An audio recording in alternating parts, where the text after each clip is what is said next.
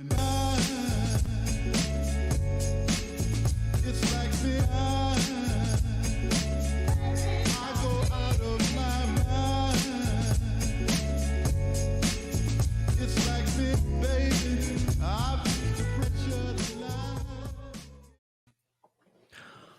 the wildwoods of Vancouver Island, welcome to the Sota Pod, live here on the Sota Pod YouTube channel.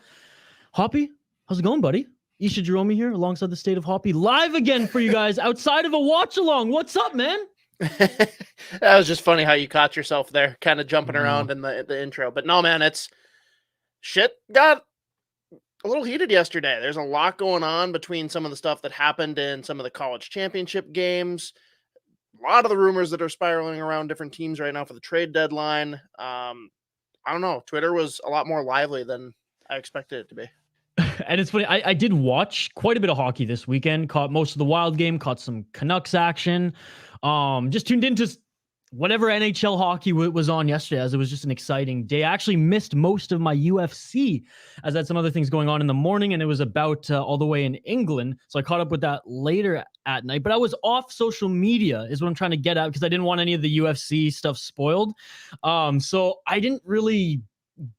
Usually I'm up to date with the news, the trade talk, the sports news, the breaking news because of Twitter. And because I wasn't on Twitter yesterday, I felt offline, even though it was like, I was still available, you know, and I was messaging people, I was working and stuff, but like I would see the trades go down, you know, way later, because I just really didn't want, you know, any of my UFC stuff spoiled. So I didn't have the same experience as Hoppy yesterday. Obviously, Hoppy watching a lot of college hockey as well. And we will get into some college hockey talk here, so we might as well run down the show right off the bat. If anyone's new to our YouTube channel, thank you for joining us here on this Sunday. Sundays, we go back and forth from doing a live 2-hour live podcast taping, which we're totally interactive, and we will jump to the comments here momentarily. So if you're catching us on Twitter, move over to YouTube. The link, I just commented on the video. Move over to YouTube and join us in the live YouTube chat. Every now and then we'll do a watch along too on Sunday, as well as we post a lot of clippings from our Sota Pod podcast feed. So like and subscribe if you haven't already. Drop a comment. We're totally interactive. We'll get to them momentarily.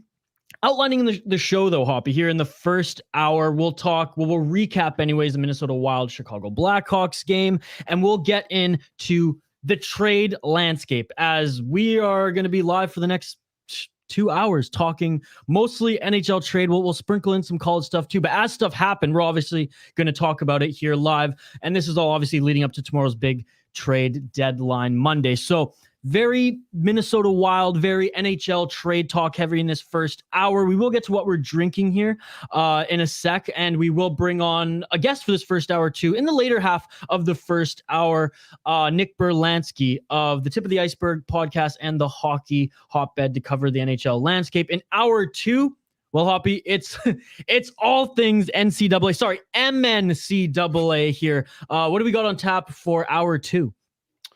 Yeah, hour two, like you said, a lot of recap on some pretty intense happenings in the championship games last night, but then breaking down here live what the reactions are to the brackets, which teams get in, which ones don't, who's matched up where, how Michigan is going to find a way to avoid Western Michigan for as long as possible because they're cowards.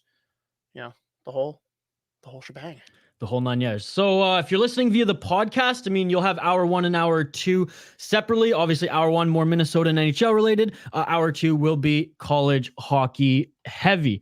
It's a comment-driven live stream, though. So before we give a shout out to our partners and crack some beer here, just want to check out the live chat. You're Shane saying, hey, guys, just got back from the mall. What's up, Shane?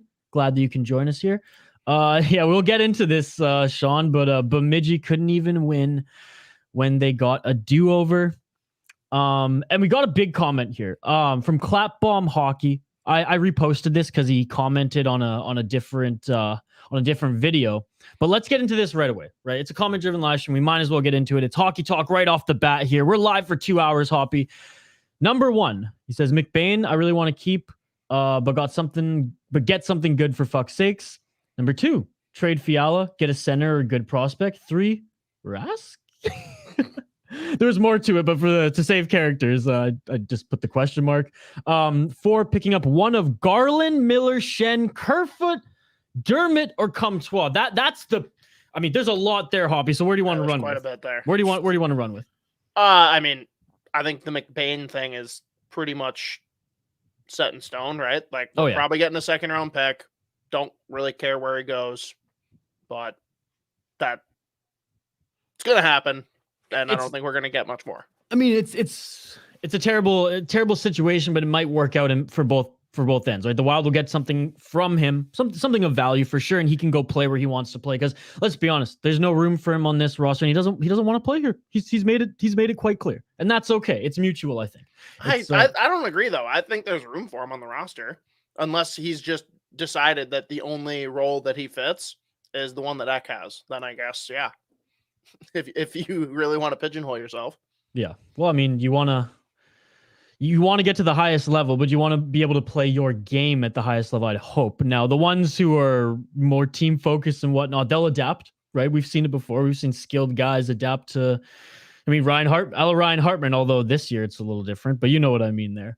Anyways, thanks for joining Clapbomb if you're not live, or at least supporting us. I mean, he's one of the few who watch the video versions of the podcast on the YouTube channel, so we really appreciate it. And by the way, I mean, we're not a big YouTube channel by any means, so we really appreciate anyone dropping a like on the video, subscribing. If you're watching us right now on Twitter, I mean, please jump on YouTube. It actually helps us out a little bit more. We're not going to be always broadcasting on Twitter, and we love the interactive portion of the show. Like, we haven't even cracked a beer yet, and the comments are buzzing. We absolutely love it. This is what we want to see.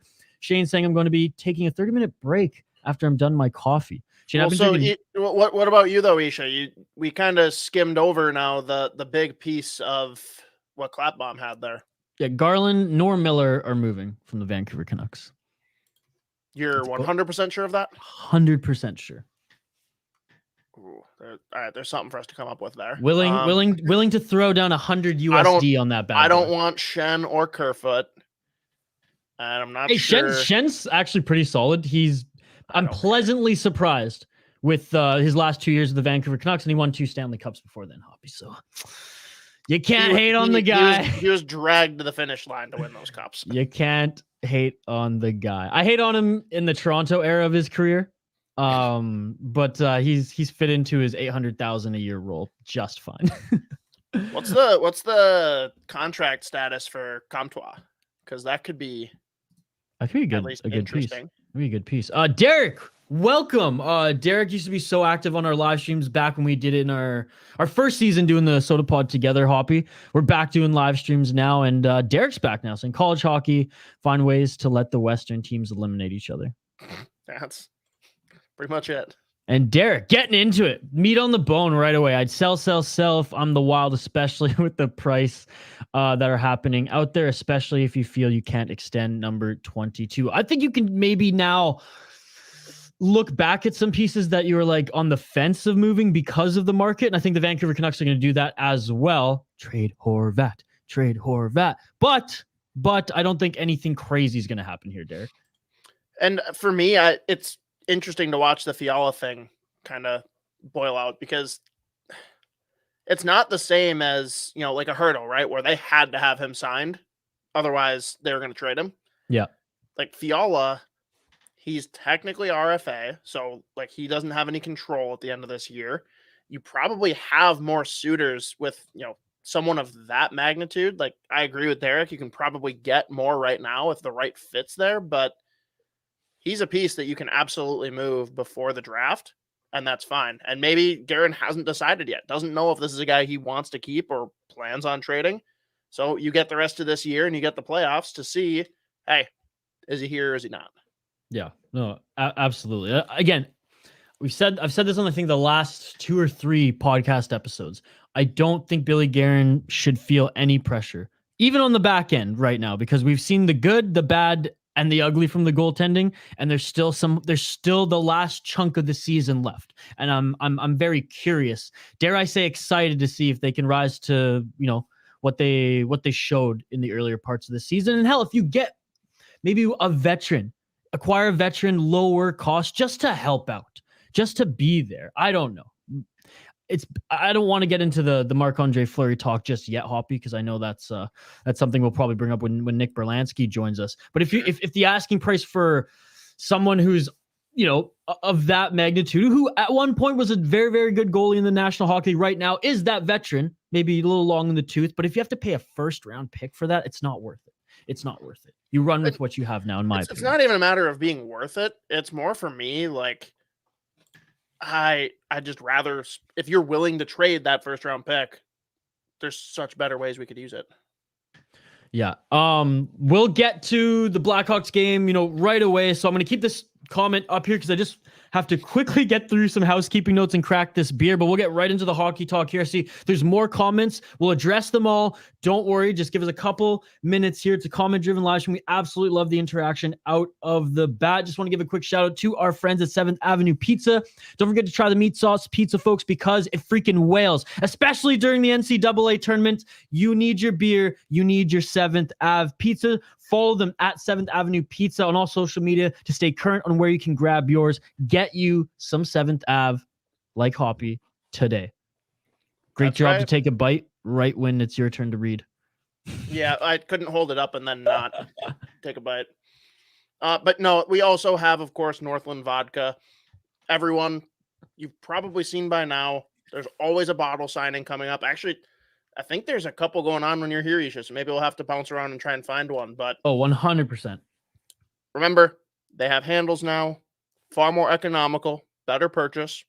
Get the 175, get Northland Vodka. Isha, what's your go-to mixer? What's like your vodka mix? Honestly, I don't mix much. I'm straight to the point, straight down the gullet. Okay. I don't have one. To be perfectly honest, I do not have a go-to mixer because I don't do mixed drinks often. The only thing sometimes, if I get a little crazy at the bar, whiskey sour, no egg whites. That's it. So sorry to disappoint you there with that answer. Teach their Fresca's always good though. Fresca is always good. Fresca's so good. It's so good. And for anyone, actually, I shouldn't even say this because it's so Vancouver Island, but like at my high school hobby, there was only one vending machine and all it had was Fresca. Really? That's it. So did they have different kinds of Fresca or just no, standard? Sans sugar, fucking Fresca. Huh. Interesting. Just a reminder, folks, programming reminder before we jump right back to the comments, talk about the Chicago Blackhawks game. And we even got some requests to talk some high school hockey again here, Hoppy. I see in the comments. So this is going to be a fun one. We thank everyone for joining. Again, if you're on Twitter right now, please, the link is in the comment on the video. Please jump over to YouTube so you can get interactive with us and we can read your comments. Subscribe to the channel, like it. It just helps us out tremendously. If you support the podcast and follow us on social, this is our next social venture. Fuck Instagram. We're going YouTube, baby. We're going big time. Reminder, every Tuesday, Judd's Buds, get your wild prospect fix on the Sota Pod YouTube channel and on the podcast feed. Every Wednesday, Hoppy and I will jump back on as we do Monday for a Sota Pod episode. Wednesday slot usually to feature some guests, or if there's a hockey event going on, we will address that.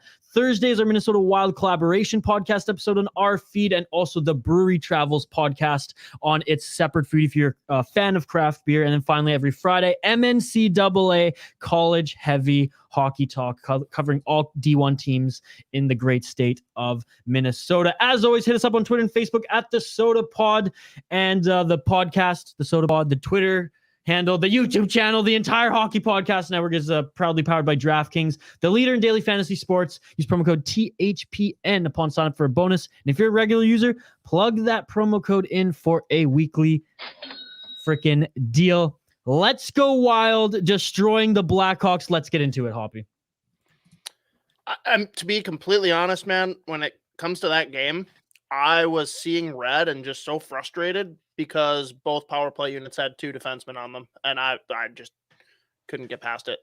I don't understand it. I want someone to explain to me why that makes sense, unless you're literally punting on your power plays and just saying, well, we don't want to give up a shorty. Overall, wasn't the cleanest game from the Wild, wasn't the most polished game. Yeah. They got it done, though. So destroying, I love the passion as a Wild fan. Little bit of a stretch there, but the Blackhawks, they didn't play a full 60 minutes. They were streaky throughout that game. Yeah, and it was weird how it really stood out because I was at the game and just watching like the way that, again, Blackhawks aren't a good team, but their forwards looked good. Like it's so much cleaner, kind of like you said before, right? Clean, making tape to tape passes, knowing where people are, like actually setting something up in the offensive zone rather than just get it down to the other end and just clusterfuck, right? I just like, man, it's frustrating to see the team not really, it's just not clicking right now. Like they're not bad. They're just not like, we know they can be better. And I don't know what's missing right now. Well, we saw it. We saw even now I'm going to throw the term out mediocre because in comparison to how they're playing right now, at the beginning of the season, it wasn't perfect, but they came out playing pretty good hockey. Right now, I guess, based on how they really ramped it up, after the first, let's say, quarter of the season, it's kind of mediocre. Now they're not playing that well. They're not clicking. They're not what they were right out of the gate, nor when they were obviously just buzzing in that, I guess, to divide it up the season in quarters, that second quarter of the season. So I truly believe that they're gonna come back and look like a unit again, play with a little bit more synergy. They may not end the season like, at the top like they were at their peak, but maybe we see that in the first round of the playoffs. Maybe it comes out then, because maybe it's just a weird fucked up pattern right now this season. As I don't know, we've seen peaks and valleys with team seasons before who've gone and done great things in the playoffs. But yeah, it's just a very interesting season given how the roster is constructed, how good a lot of the players have been playing individually and just quite frankly on their respected lines, and then how night and day the goalies have been playing. Let's get to a couple comments here before we bring on our first guest of the show and actually talk about what we're drinking. This will actually give some time for our guest, if he hasn't already, to grab a beer or wine or something. I said taking off his headphones and running to the fridge now. I love it. Derek Felska, in my opinion, the trade deadline is more often a path towards buyer's remorse. Yeah. Overall, I agree. Hoppy and I were actually talking about that just prior to the stream too. So, Derek saying, I like Fiala, but I think he's going to want $8 million a season. I would want to keep him, but I think we'll hold on to an older, less important defenseman instead. Honestly, $8 million for Fiala. If that is the price, try to make it happen. I think that's too much. Because the Canucks are thinking about paying Brock Besser more than $8 million, and Fiala, let's be honest, is almost twice the player Brock Besser is. That's aggressive. I said almost twice. That's so aggressive. He's some sort of multiplication more. I think 8's a lot for him. I do. With what he's done this season, you really don't think that that's fair? It's not a matter of fair. It's a matter of what you can do with your cap situation. Well, what adjustments could they make to realistically fit that contract in? Do you think? There's a lot of people that could be moved. I'm just not convinced any will. And one that was mentioned there, I was just going to get into this. Aaron, what up? Thank you for joining. Yeah, and when you look at what just happened with fucking Hagel going to the Lightning, why don't you send a guy like Hartman? Like, I know that we're worried about cap flexibility and he's a good contract, but where does he fit on this team next year? Like, he's not going to center the first line. Back on the fourth line. Right. So if he's on the fourth line, he's no longer of benefit to you as far as salary cap. Like, he's actually costing double what a fourth liner should cost at that point. Yeah, but the Wild's fourth line gets more minutes than a traditional fourth line. So that's a problem in and of itself. I don't know, man. When you're telling me you wouldn't take 2 firsts and 2 prospects for Ryan Hartman? If that's the price, then you run. That's what Hagel just fetched. And that's true. It's not that much different. He's got the same term, same like cap certainty, and I like it for a team that's trying to win it this year. That's the kind of player that makes sense to move like that, but it won't happen. There's no way. But I think it would be very smart too, because his position, where I thought he was going to slot next year, is actually very well being maintained right now by Greenway. He's actually been really good. Greenway has a breath of fresh air this year because we were so critical of him at the beginning of the season and last year and in the playoffs before. So glad to see it all coming together. And, credit to the line mates, credit to the coaching staff and the coaching staff and the management for believing in him, because the tools were always there and we saw them. It was just a matter of, and you say this for any prospect, any hockey player, putting him together consistently. And he's a bad motherfucker out there. Like, he is not easy to play with. Where early in his career, there were games where he kind of took nights off and he was easier to play. Now he's dirty dangles, monster hits. I mean, he's always after the whistle. It's either him or Foligno. They're getting into it and you absolutely love it. Keith commenting here later would like to hear thoughts on the Minnesota high school state tournament. We 100% will touch on that, but probably an hour or two, Hoppy? Yeah, that's fine. So Keith, stick around. We absolutely love it. Subscribe to the channel, like the video if you haven't already.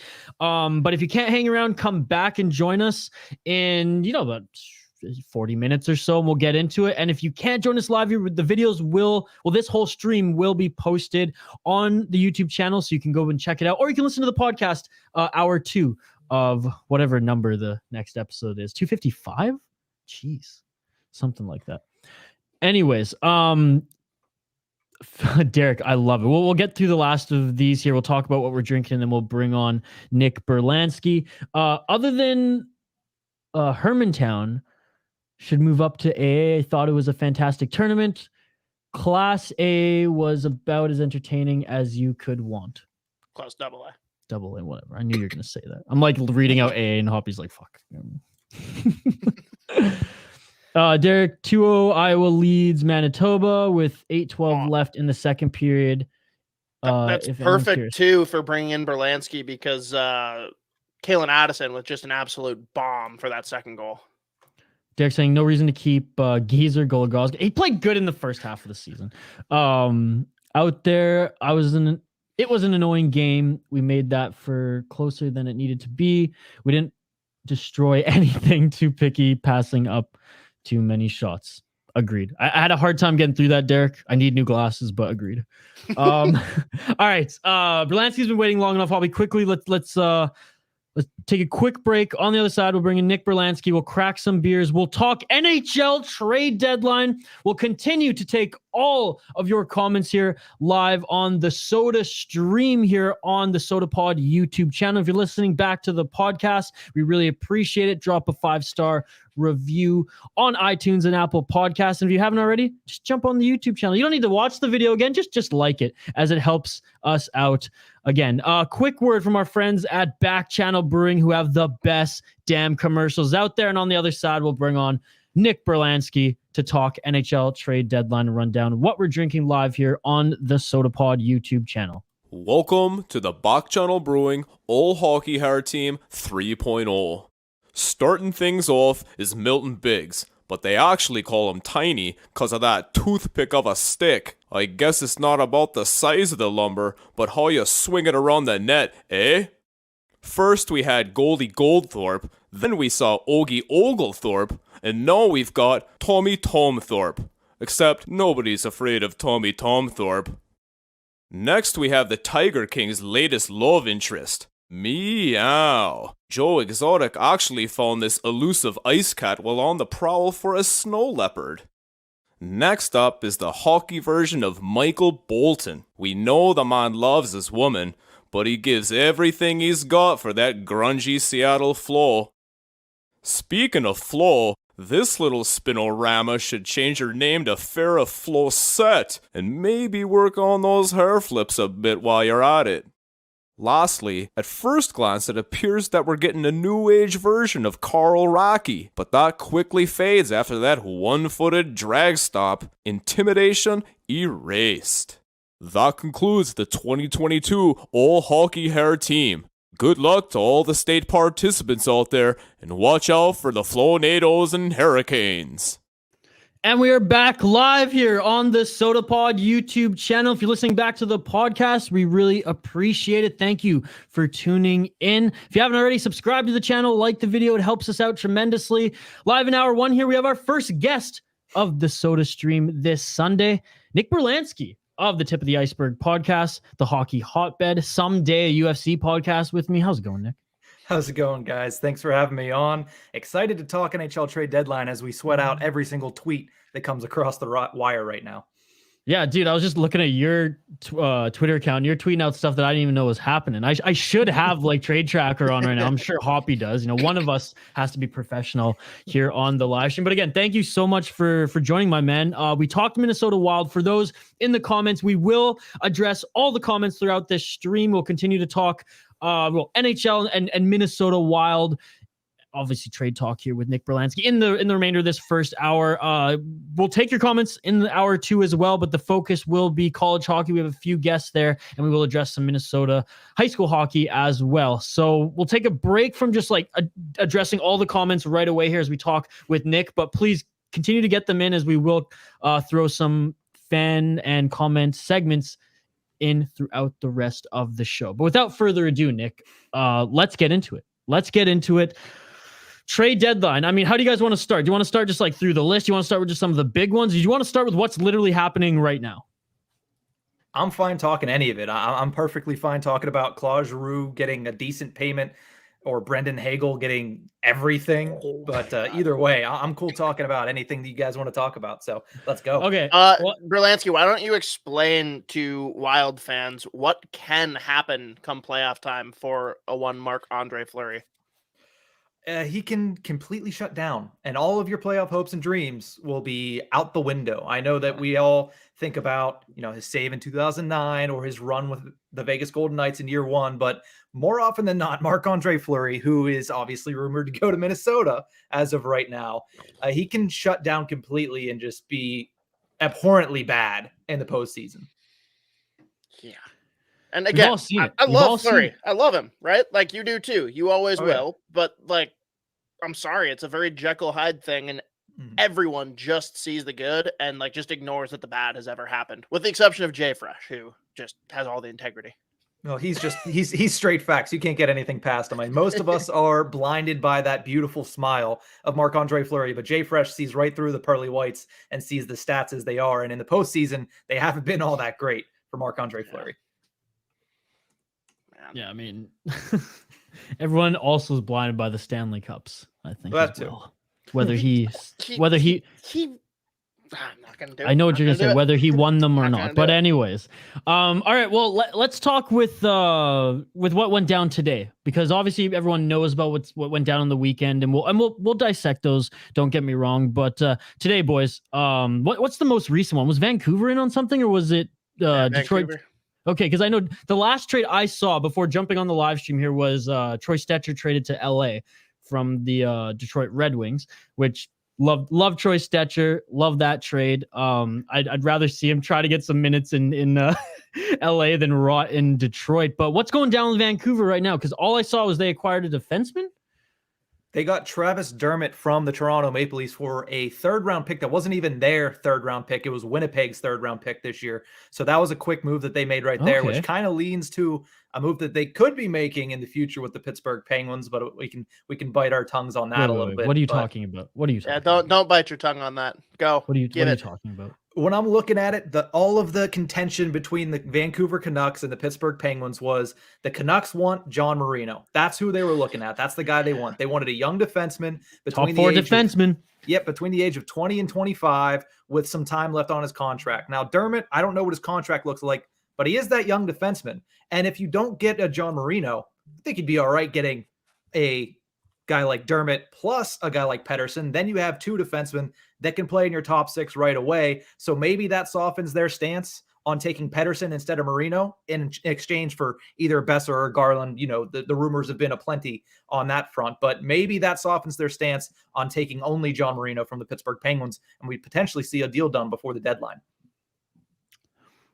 Either way, I'm happy that the Canucks are going after defense, because that is the gaping hole in their roster. I mean, yeah, like depth scoring, every team wants and needs depth scoring. That's like, I feel like that's just like a tag problem for every team. Even the elite teams want more depth scoring, but like the Vancouver Canucks need defense. Like, yeah, they may have stomped the Flames a couple weeks ago after the Flames came back from their road trip and whatever, but the Flames made them look like what they really are last night, and that is bottom of the division, not a playoff team. Mhm. So I think Travis Dermott is a good move from the Vancouver Canucks, and I would love to see Marino as well if they could somehow snag him in there. So hey, I'm all smiles right now, and the Wild haven't done anything stupid. They haven't traded a first for Marc-Andre Fleury yet, so we're good. So far, we're good, boys. So far, we're good. Mm-hmm. The only other move that I did see today was Toronto got Mark Giordano as well as somebody else from the Kraken in exchange for a couple second-round picks. I think was the highest part of that package. And it was Colin Blackwell as well that went to Toronto. So those are the last two that I saw. Other than that, I don't think there's been very much else. Hey, I like that. And everyone thought it was either Toronto, Giordano's home, or the Calgary Flames, his home for many years. We talked about on the last podcast, Nick, Hoppy and I, that like Giordano going back to the Flames could have been like good for them or bad for them, depending on like what his role was expected to be and what kind of he demanded as far as, I guess, even just like respect or ears of the room. Hoppy brought up a good point that like maybe because it wasn't working on his way out, that if Giordano was acquired by the Calgary Flames, maybe it just wouldn't work with everything that's going on right now and just them flipping the page. I don't think that was the reason why they didn't necessarily acquire him, because they were in on him, but I think that this makes sense for the Toronto Maple Leafs. Yeah, I'm not sure how that would have worked with Calgary, just because even though he did seem to leave on good terms, I know he didn't want to leave, but they kind of forced his way out. Whenever he had an interview, I don't remember who it was with from the Athletic preseason, he said, as much as I didn't want to leave Calgary, I don't harbor any bad feelings. I had so many great memories in Calgary, and he was excited to play for Seattle. So I didn't really expect him to go back to Calgary, but I don't think that door was completely closed. I think he fits really well with Toronto. I think they've needed a guy to kind of spearhead that defense. Obviously, Morgan Riley and Jake Muzzett have been trying to do that the last couple of years, but they need somebody else that can really just go in there, tell them what they need to get done, somebody that can play the way that they need to play, and realistically, somebody else to be healthy come postseason. And if you're looking at strictly Toronto today, they lose Dermott, they gain Giordano. That's an addition any way you see it. No, good points all around. All right, Hoppy, what else you want to get into? You throw out one that we can start dissecting now. I mean, we have to get into Giroux, don't we? Like after seeing that was the big ticket. Some of the returns that have been had, like, did you expect a better return from Florida than what we saw? I really did, but I really thought that the Philadelphia Flyers, Chuck Fletcher, I don't know what he's doing. If he is still... He doesn't know what he's doing. No. Chuck Fletcher never knows what he's doing. Correct. After that Ristolainen move, I knew something stupid was coming out of Philadelphia before the trade deadline. It just so happened to be that Claude Giroux, the franchise cornerstone, you get probably less for him than the Blackhawks got for Brandon Hagel. Like, come on, Chuck Fletcher. You can't say that they didn't have the pieces there. You did get Owen Tippett back, and I think that's a good piece. But realistically, you could have gotten a lot more for Claude Giroux, who is still a really talented player, and he's going to light it up, in my opinion, down in Florida. And I think Florida, to me, is now the favorite out of those two teams down there south. I think Florida has just edged out Tampa with that move, in my opinion. I am a big fan of the Hagel move, though. I think that's exactly what Tampa needed, and that's why they were willing to give up just such a stupid payment. Derek saying Panthers look ferocious. Fleury, not worth it. We're more than just a goaltender away from being a contender, in my opinion. Talked about the Minnesota Wild. Wholeheartedly agree, Derek. On the Panthers front, though, you said it, Nick. Like, Giroux on that team will get way easier matchups than he's ever had playing in Philadelphia. He's going to absolutely love it. He's going to be chilling on the beach, playing with, a team that it's been a few years since he's been on a team that's just been so dominant. Now the favorites, like you said, I was surprised of what the trade was. Something that I'm going to ask you guys is Kevin Bieksa on Sportsnet last night. I truly believe he was trolling, but when they were talking about this trade, he starts looking shocked. And he's like, I honestly don't know what you guys are talking about. He's like, you really don't think Owen Tippett is fair value in this trade? And he didn't smile after anything. And I was like, come on, Kevin. This has to be textbook Kevin Bieksa. But I don't know. I'm in the camp of this. They could have gotten a lot more. The Philadelphia Flyers. I didn't see that from Bieksa, but it sounds like he was token on that Vancouver awesome grass or whatever before he made that statement. He's in Cali, so they actually probably have better than what we have. That's true. don't get me wrong. Owen Tippett is a nice prospect and all, but it's Claude Giroux. And you have to know, like, the guy played his 1,000th game the other day. Like, that's how much he means to Philadelphia. You're telling me that's all it took to pry him from the Philadelphia Flyers? I mean, Chuck Fletcher, I already said that. He's going to get run out of that town at the end of the season. I mean, they've given him the blank check, Berlansky. They said, hey, go ahead, do whatever you want. And sure as shit, he goes and first thing he does is signs Rasmus Ristolainen into an extension. I mean, as somebody that follows the Penguins, don't get me wrong, I don't hate to see the Philadelphia Flyers make moves like that. But as somebody who tries to cover the league and likes to see parity in the league, that's not what I wanted to see. Like, I did not want to see Rasmus Ristolainen and always, that signing happened. Then you see 55 different tweets of him running into the boards with nobody around him and body checking himself. And you're just thinking, okay, well, it can't get much worse than that. And then they trade Claude Giroux for a B-list prospect. So honestly, it is what it is. I think it was a great move by Florida, especially since they cleared the space by sending Frankie Vetrano up to New York. But I still can't get over the fact that the Philadelphia Flyers are basically giving up. Sean Cosgrove saying, didn't Giroux only waive his no-move clause for the Panthers? Better offers came in from the Avs, the Bruins, so Fletcher didn't have much leverage. I did see that he would not waive it to go to the Rangers or Boston. I didn't see anything about the Avs. I thought he said that he would go to the Avs, but at the same exact time, what were the Avs gonna send him? I don't know if they have a B-list prospect that Philadelphia would have wanted. They would have had better players, but Chuck Fletcher would have said, no, I don't want that. I want somebody that's going to be good in 10 years. Do you think he goes back to Philadelphia after this? I don't know. That's tough. It depends what happens, I feel like, in the postseason. I think he wants to. If Chuck's out, he'll come back. Right, no shit. Okay, let's take a quick hockey. Or sorry, Hobby, unless you have something to. Well, just because we mentioned the Rangers there a couple of times, Berlansky, I don't know if this one's made it to you yet, but I'm hearing rumors that Phil Kessel might be going there, and that would ruin my life. No. That would. He's going to win another cup, but this time with the Rangers? I would have to give great props to Chris Drury if he pulled that one off. I mean, that's exactly what they need, though. They need that guy. So I think that would be a fantastic move on their point. And honestly, it makes almost too much sense. It does. It does. I don't want to see him come back to the Penguins because I don't think that's where they have a fit for him. But if he goes to the Rangers, could you imagine the Rangers Penguins in the first round and it's Phil Kessel against the Pittsburgh Penguins? That's Gary Bettman's dream. Look at that face.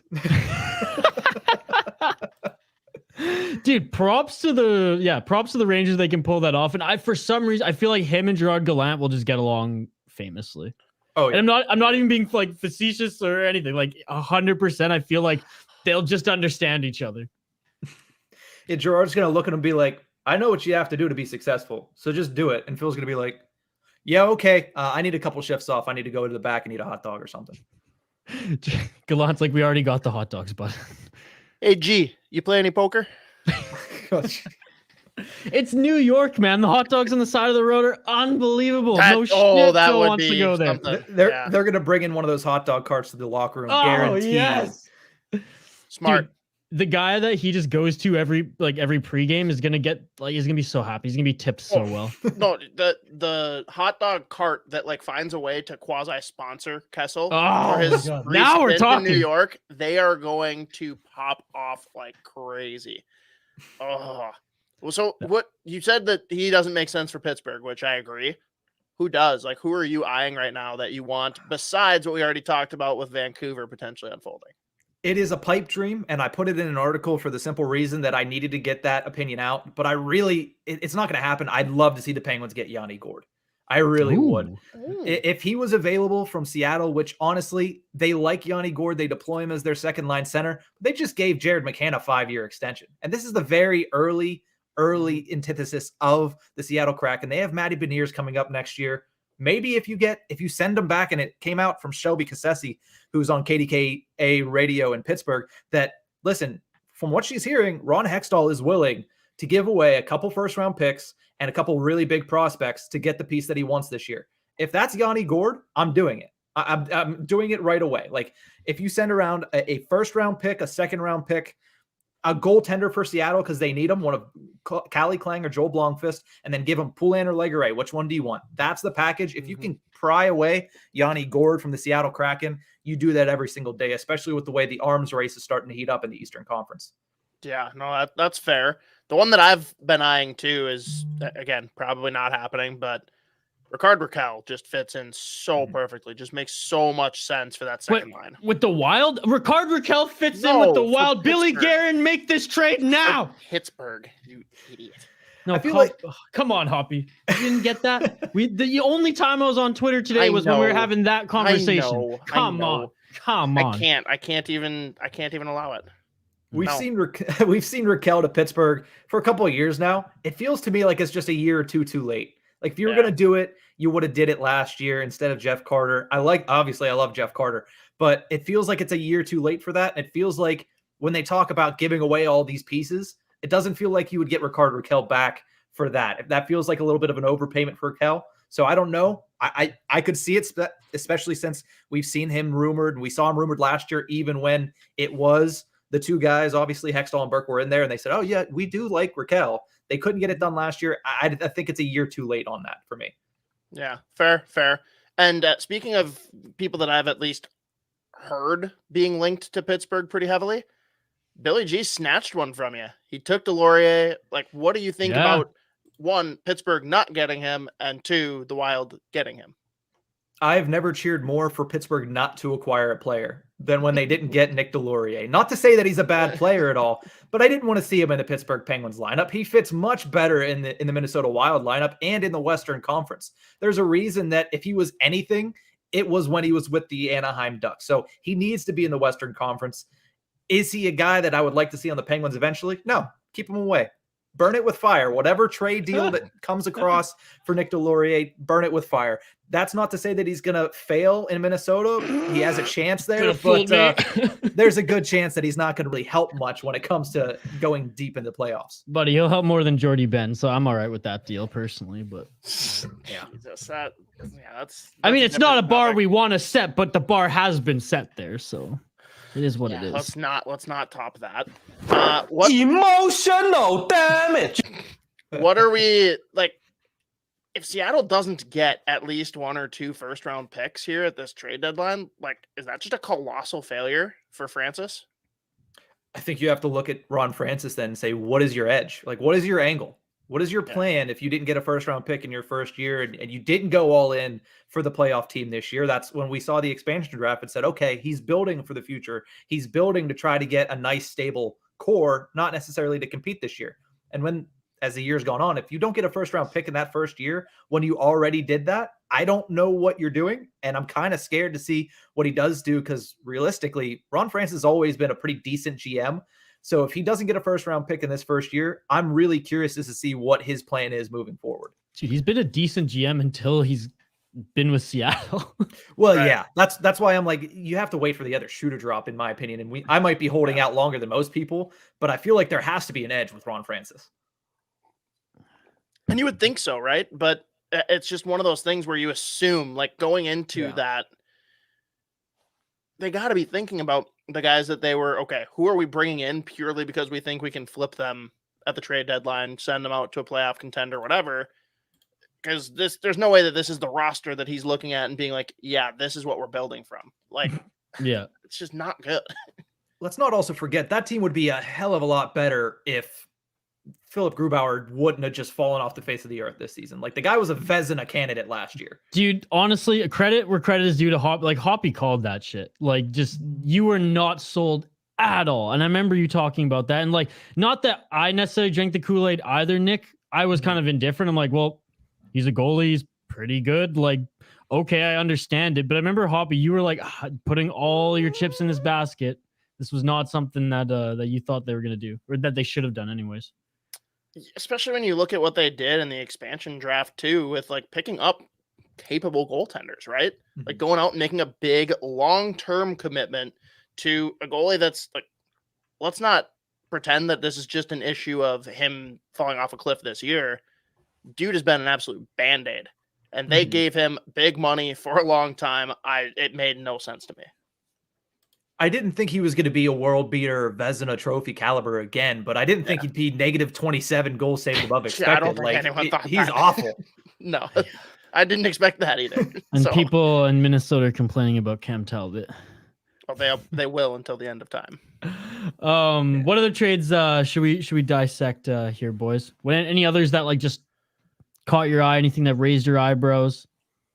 It's been really quiet this year. I mean, part of it's because there's so many teams up against the cap, and I understand that. So everybody's waiting to the last second to try to get a value. But realistically, it has been a very, very quiet deadline, which makes it easier for my sanity. It's a lot less to keep track of, but at the same time, it's not as fun. I mean, we just had the NBA trade deadline a couple weeks ago, maybe a month ago. That was so much fun, so much happening. And usually the NBA is more entertaining than the NHL deadline, but this one has been just, I mean, other than laughing at Chuck Fletcher, there hasn't really been much else to speak of. I would say that the two things that I've, I guess, noticed, first and foremost, Calgary's killing it. Made two great moves, made them at the right time. I like that they added Toffoli much prior to the deadline, but it hurts. It fucking hurts. They made great moves. I think that they're really well equipped to go on a run. And then the one for me that seemed weird, but that could pay big dividends, Lindholm to Boston. That's yes.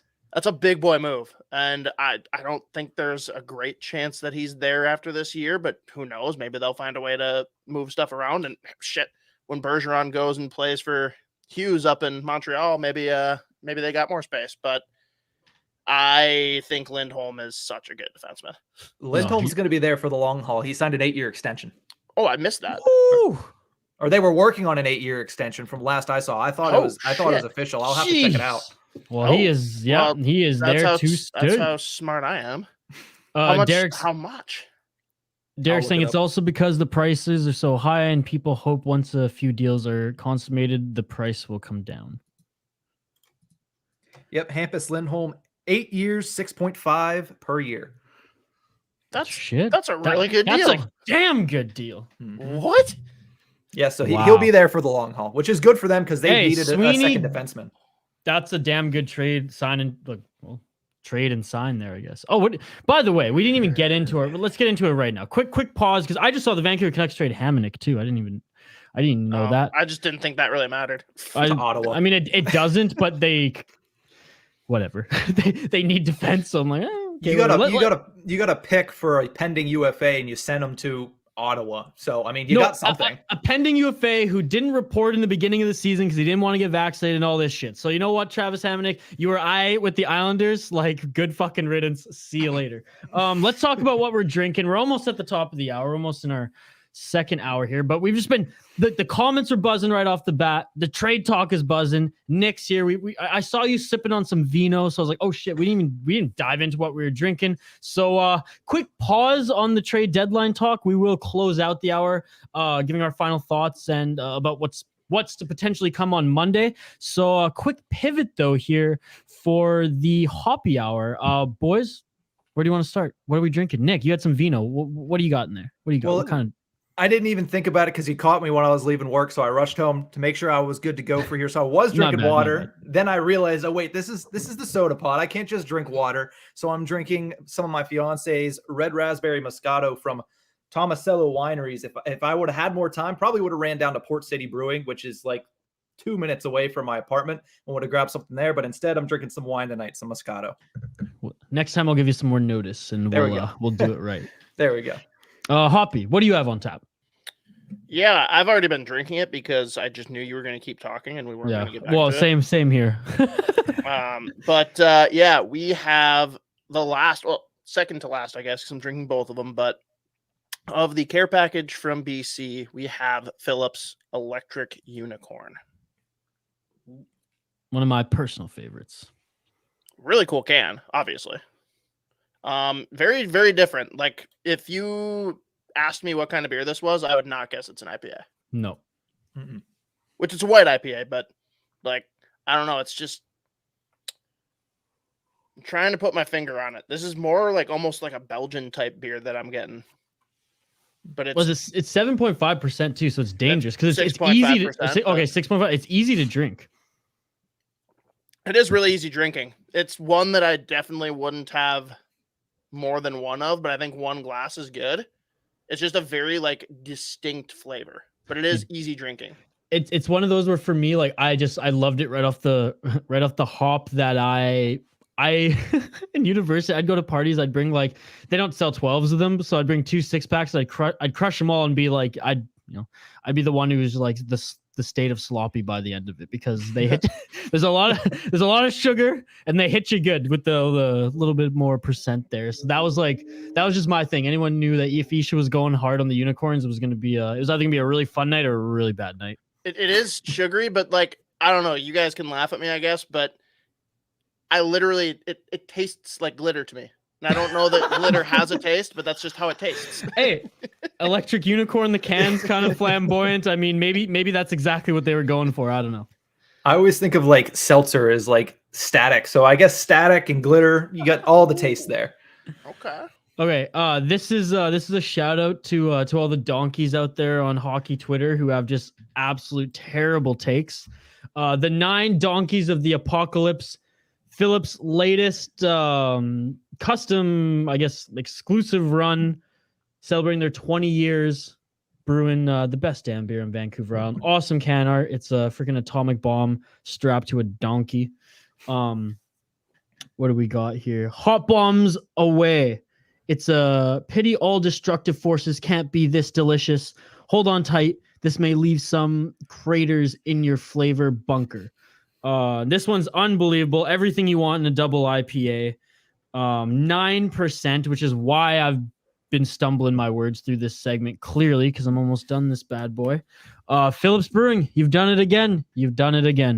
Unbelievable. Isha, a little contradictory here, but I'm reading where they're located, and there's 2 locations. No, there's the one true location. I'm reading Victoria, BC, and Toronto, Ontario. They've expanded to Toronto. You want to know why that's the though? other way around. You want to know why? They are also a Sota Works company, so their pop is in Toronto, not necessarily their beer. Sure. Yeah. Don't get Dylan started on the Phillips. He fucking hates their pop, but Okay then. but no ill will. I love Phillips Brewing. I'm hoping they sponsor me, the Soda Pod, or something down the road. So no ill will towards Phillips Brewing. I think I've only had one of their beers, which I was honest in saying it just wasn't for me, but pretty much everything I absolutely love. So there you go. Quick hoppy hour. Just thrown into hour 1 here of the Soda Stream. I absolutely love it. Shout out to those joining us live. We'll get to more of your comments here in a sec. I starred one of yours, Sean, so we'll get into it. I promise. And Derek, thank you so much for the updates on the Iowa game and the comments here. I know Shane's probably fucking just giving her on the treadmill. He'll be back in an hour or 2. If you haven't already, if you're just stumbling on the live stream here, if you're just watching our video on the Soda Pod YouTube channel, subscribe to the channel, like the video, and check out our podcast. We have podcasts 5 days a week, every weekday on the Soda Pod podcast feed. All right, boys. Final thoughts as we start wrapping up the first hour here and this trade deadline segment. There's still a few big pieces out there that have been rumored to be moved. What do you think we see tomorrow on Monday? Do you think it's going to be a busy day? And what are some pieces that you absolutely think are being moved? And what are some maybe surprises that we may see? Nick, we'll start with you. I do think Garland to Pittsburgh gets done. To start off there, I think that does get done, especially because of the Dermott thing. I don't know. I might just be reading into it a little too much, but I feel like that deal does get done now that they have the defenseman they were looking for. Other than that, I think it's going to be a slow day, unfortunately. I know we're all going to be sitting with bated breath looking at Elliot Freeman, Darren Dreger. I don't know if the Bob father will jump back in, but I think it's going to be a fairly slow day tomorrow. Hoppy, what say you? Oh, man. I do want to see Jim Rutherford just make shit happen. I don't know where, who, why, but it just doesn't feel like a trade deadline without him doing something. And, man, it's interesting to think just like the roller coaster that's been this year for the Vancouver Canucks, like being totally out of it, bringing in Bruce Boudreau and being one of the hottest teams in hockey since, players in and out of those trade discussions. Like at one point it was all but assured thing that we were going to see JT Miller land somewhere. And now Isha will say that there's 0% chance that he moves. Horvat's moving before Garland too, by the way, Nick. Just saying. Hey, why not both? Pittsburgh doesn't need him. I didn't say Pittsburgh. I just said moving. But anyways. But I don't know. There's Fleury's what I'm going to be sitting here waiting for. That's the one that's going to put me over the top. Yeah. Fair enough. Derek. Derek's chiming in too with the Hoppy Hour. Electric Mouse APA from Gravity Box Brewing. Yeah, we're familiar with Gravity Box. So there you go. There you go. Cheers to you, Derek. We got to bring you back on the podcast soon, my friend. It's been far too long. Almost an entire season of hockey.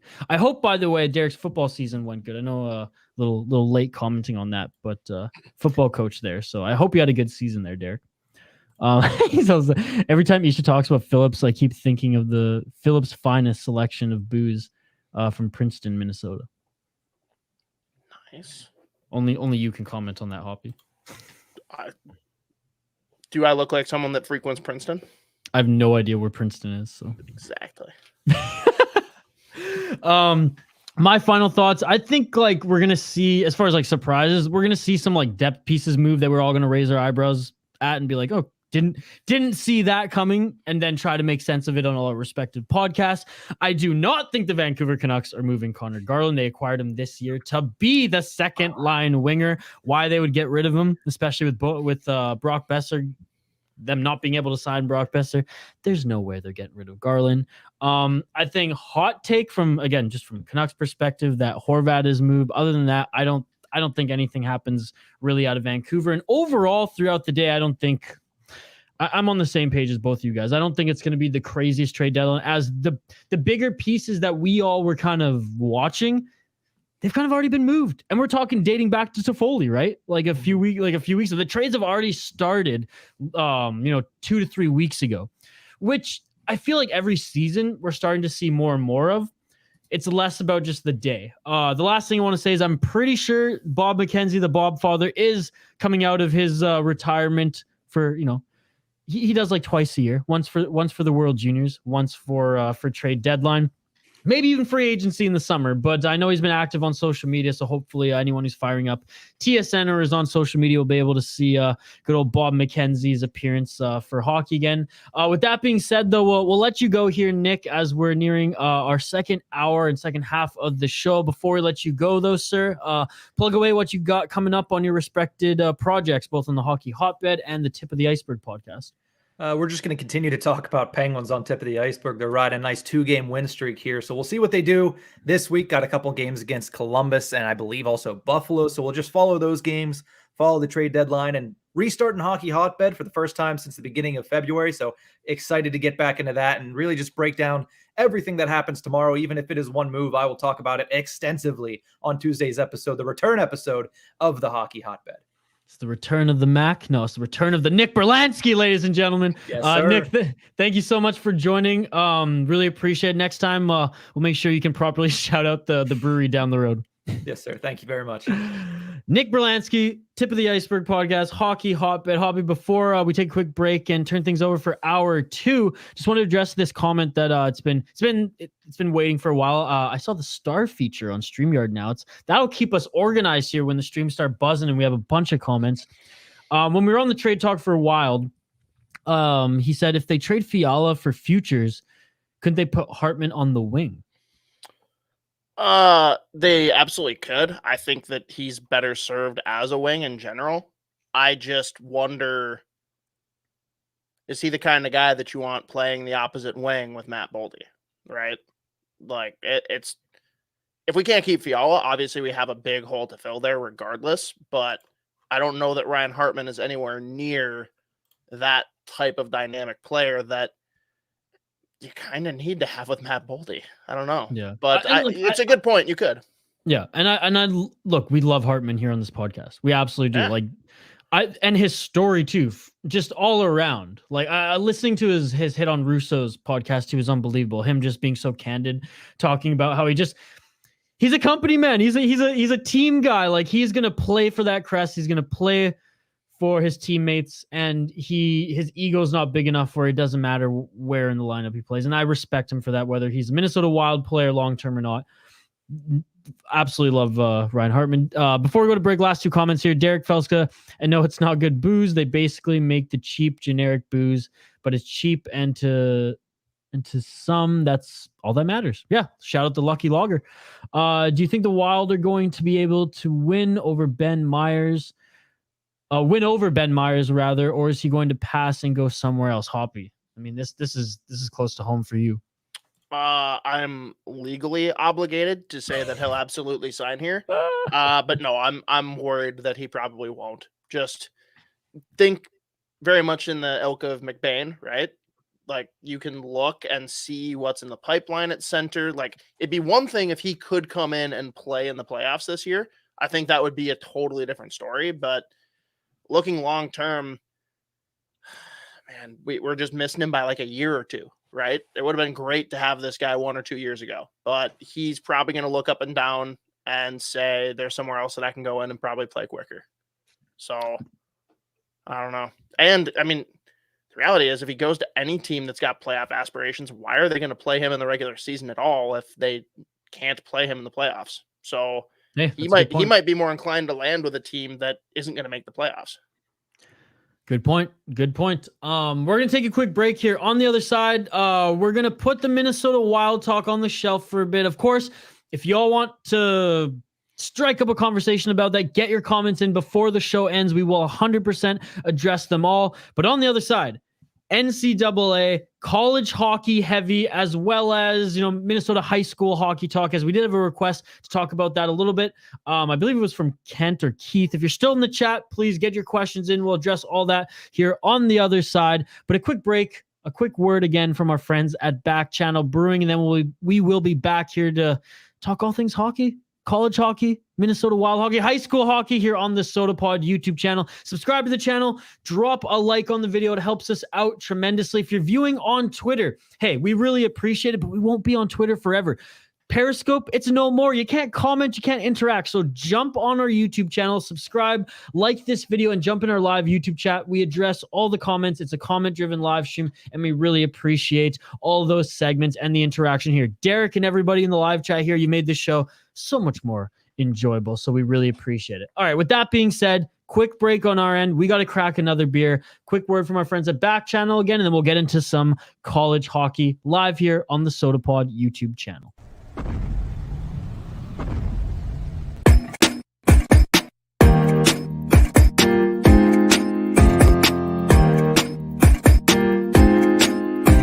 It's barefoot.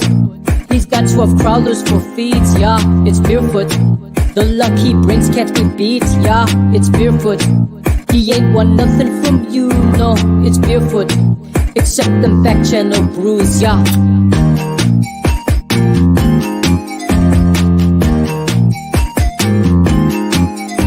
It's barefoot.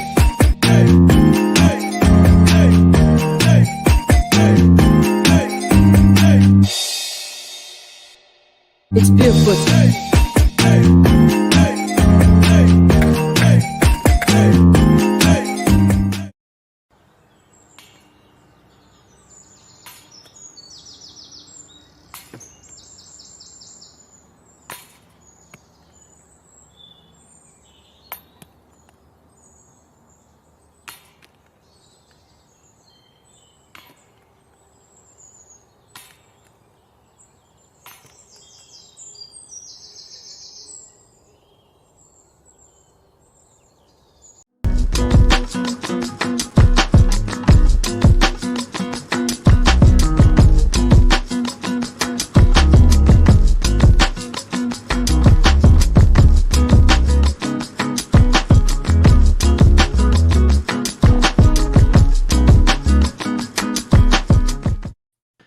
And we are back, hour 2, live here on the Sota Pod YouTube channel. Another Sota stream here. Thanks everyone tuning in on the podcast. Thanks everyone tuning in live, and thanks everyone who's come back and watched the videos here. Hour 2 here, Hoppy. We had a great first hour. Shout out to Nick Berlansky who joined us in hour 1. We talked a lot of Minnesota Wild. We talked about what commenters said, the destruction of the Chicago Blackhawks in that game. We also talked about what went down today, and previewed a little bit of what might go down tomorrow, NHL trade deadline. But that's not what we're talking about this hour. This hour, it's all Minnesota. It's all NCAA. It's all college hockey talk, as the tournament, it is here. It is we got almost some guests here. too. Almost. It is We got some almost guests too. Yep, we got guests jumping in soon, but I know there were a couple comments and requests earlier for high school hockey. Definitely one of the better tournaments that we've been to. It's one of those things, man, where every year anything can happen, and all we care about is Edina and the private schools losing. And we got that. We got that in full. Awesome championship game for AA, as Isha would claim. Okay. Can we not make that a thing? And you know I'm Ron Burgundy.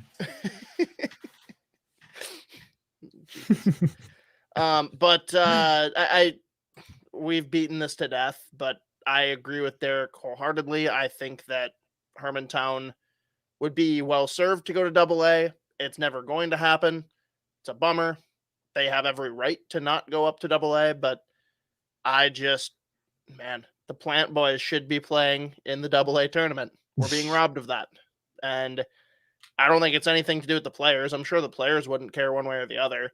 Maybe some of them wouldn't. Maybe some of them want the guaranteed tourney appearance every year. But yeah, Hermantown is going to be a controversial topic for some time, which, hey, good spot to be in if they're that good that people have to talk about it. And that's who you're getting in with it, or getting in on it with Veach with, right? Like, Veach kill someone over that. What a beauty. We got to get him on the podcast. Because, I mean, obviously he's on MNCAA. So he's on the Sota Pod network. I mean, we can call ourselves that, right? Like, we got a few shows under our umbrella now. So he's part of the Sota Pod. Yeah. He's part of the Sota Pod family. He's a mainstay. He's a star there on MNCAA every Friday, especially when him and Noah go at it. Because, like, and fuck, I love Noah too. Don't get me wrong, but like, much more aggressive in his takes. And Veach, though, like, he can get spicy, like much more the calm, cool, collected in their exchanges until the end where he's like, all right, I'm sick of your shit, man. Like, let's have a real conversation here. And It's an awesome dynamic, especially on the roundtable episode last week where we got everybody in on the conversation, which, all the time roundtables and podcasts aren't necessarily like the best route to go, but I think doing it at this point, I mean, Nick Max, an unbelievable host for MNCAA. He has like a relationship with all of these hosts now doing those segments, or all those guests rather doing those segments, that bringing them all together was just so much fun. So again, if you're a fan of college hockey, check out MNCAA every Friday on the Sota Pod podcast feed, as Nick Maxon and Veach, Ryan, the whole 9 yards. No, they all do an outstanding job there. They do, for sure. And it's going to be a lot more fun here now getting into the tournament, because I think there's going to be a lot of people that, I don't know, I'm actually more curious to see how it plays out, because I'm someone that, if it's not against another Minnesota team, I'm going to support every Minnesota team. I'm full MNCAA. That's not, and of course, man, there are people that would rather like no Minnesota teams even make it to the tournament than see the Gophers win. Like, really, people hate the Gophers for sure. That sounds like some hipster shit. Yeah, it's tiny pee-pee syndrome, Veach is pulling out his hair right now. I think Veach is one of the ones that would like. Maybe not.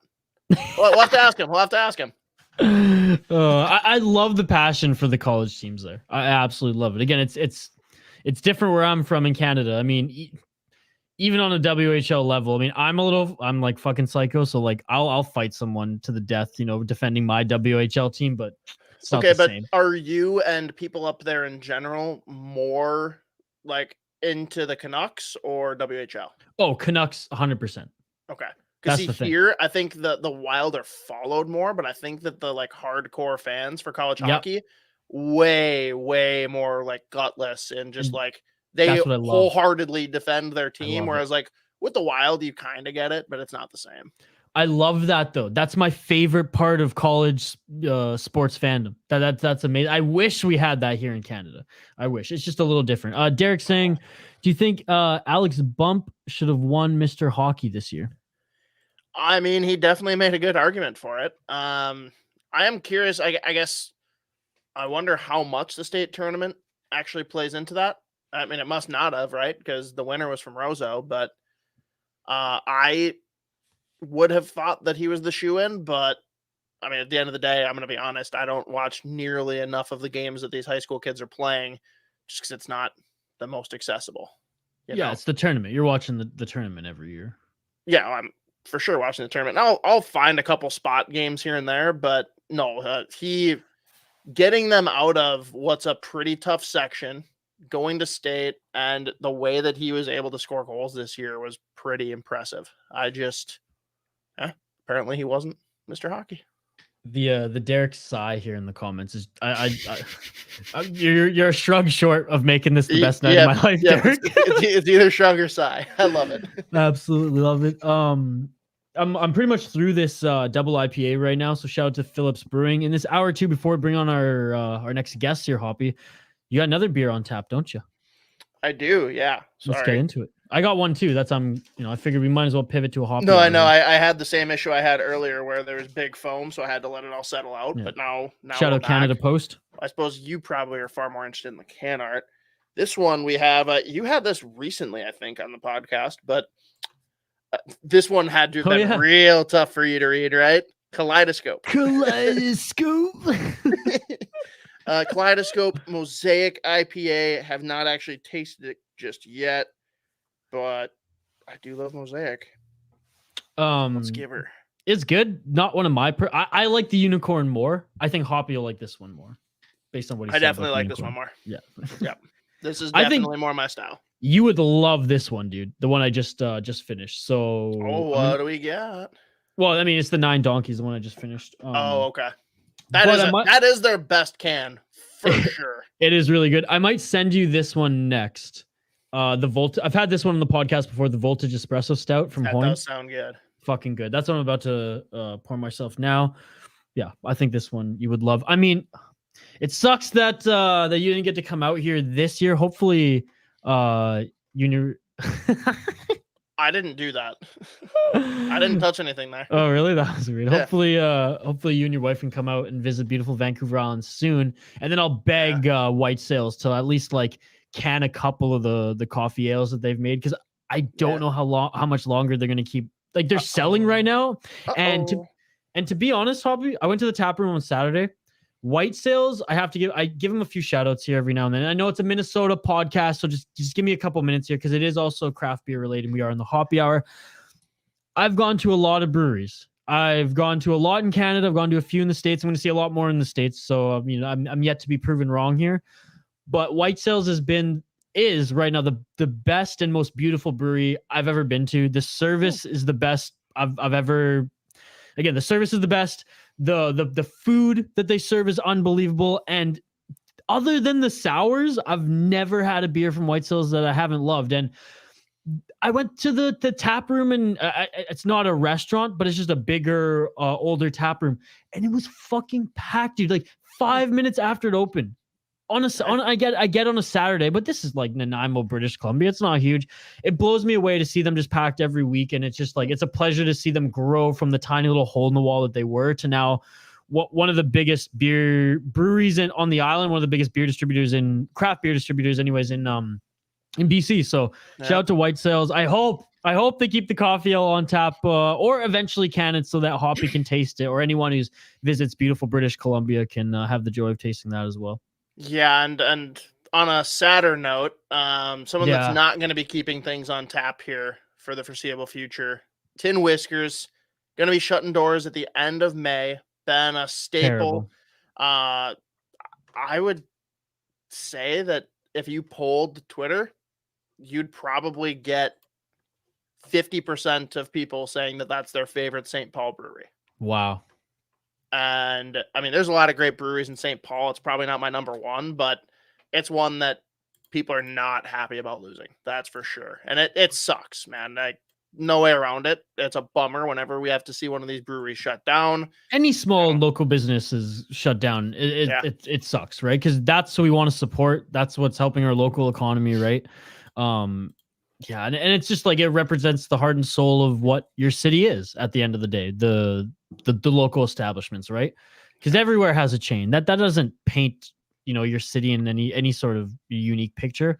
It's the local places, especially Minnesota, and its craft beer, just scene and everything. So I hopefully will have the pleasure of drinking some of their beer when I hit up Minnesota there, because they're friends of the podcast. We haven't interviewed them, but we shared their stuff. We talked about them before. They were in Malt Madness, so affiliated with our show, and a sad day for sure. And again, like I don't have any personal connection to them at all, other than they participated in our tournament, and Hoppy's talked highly of them. They have a wicked logo too, but their statement, Robots.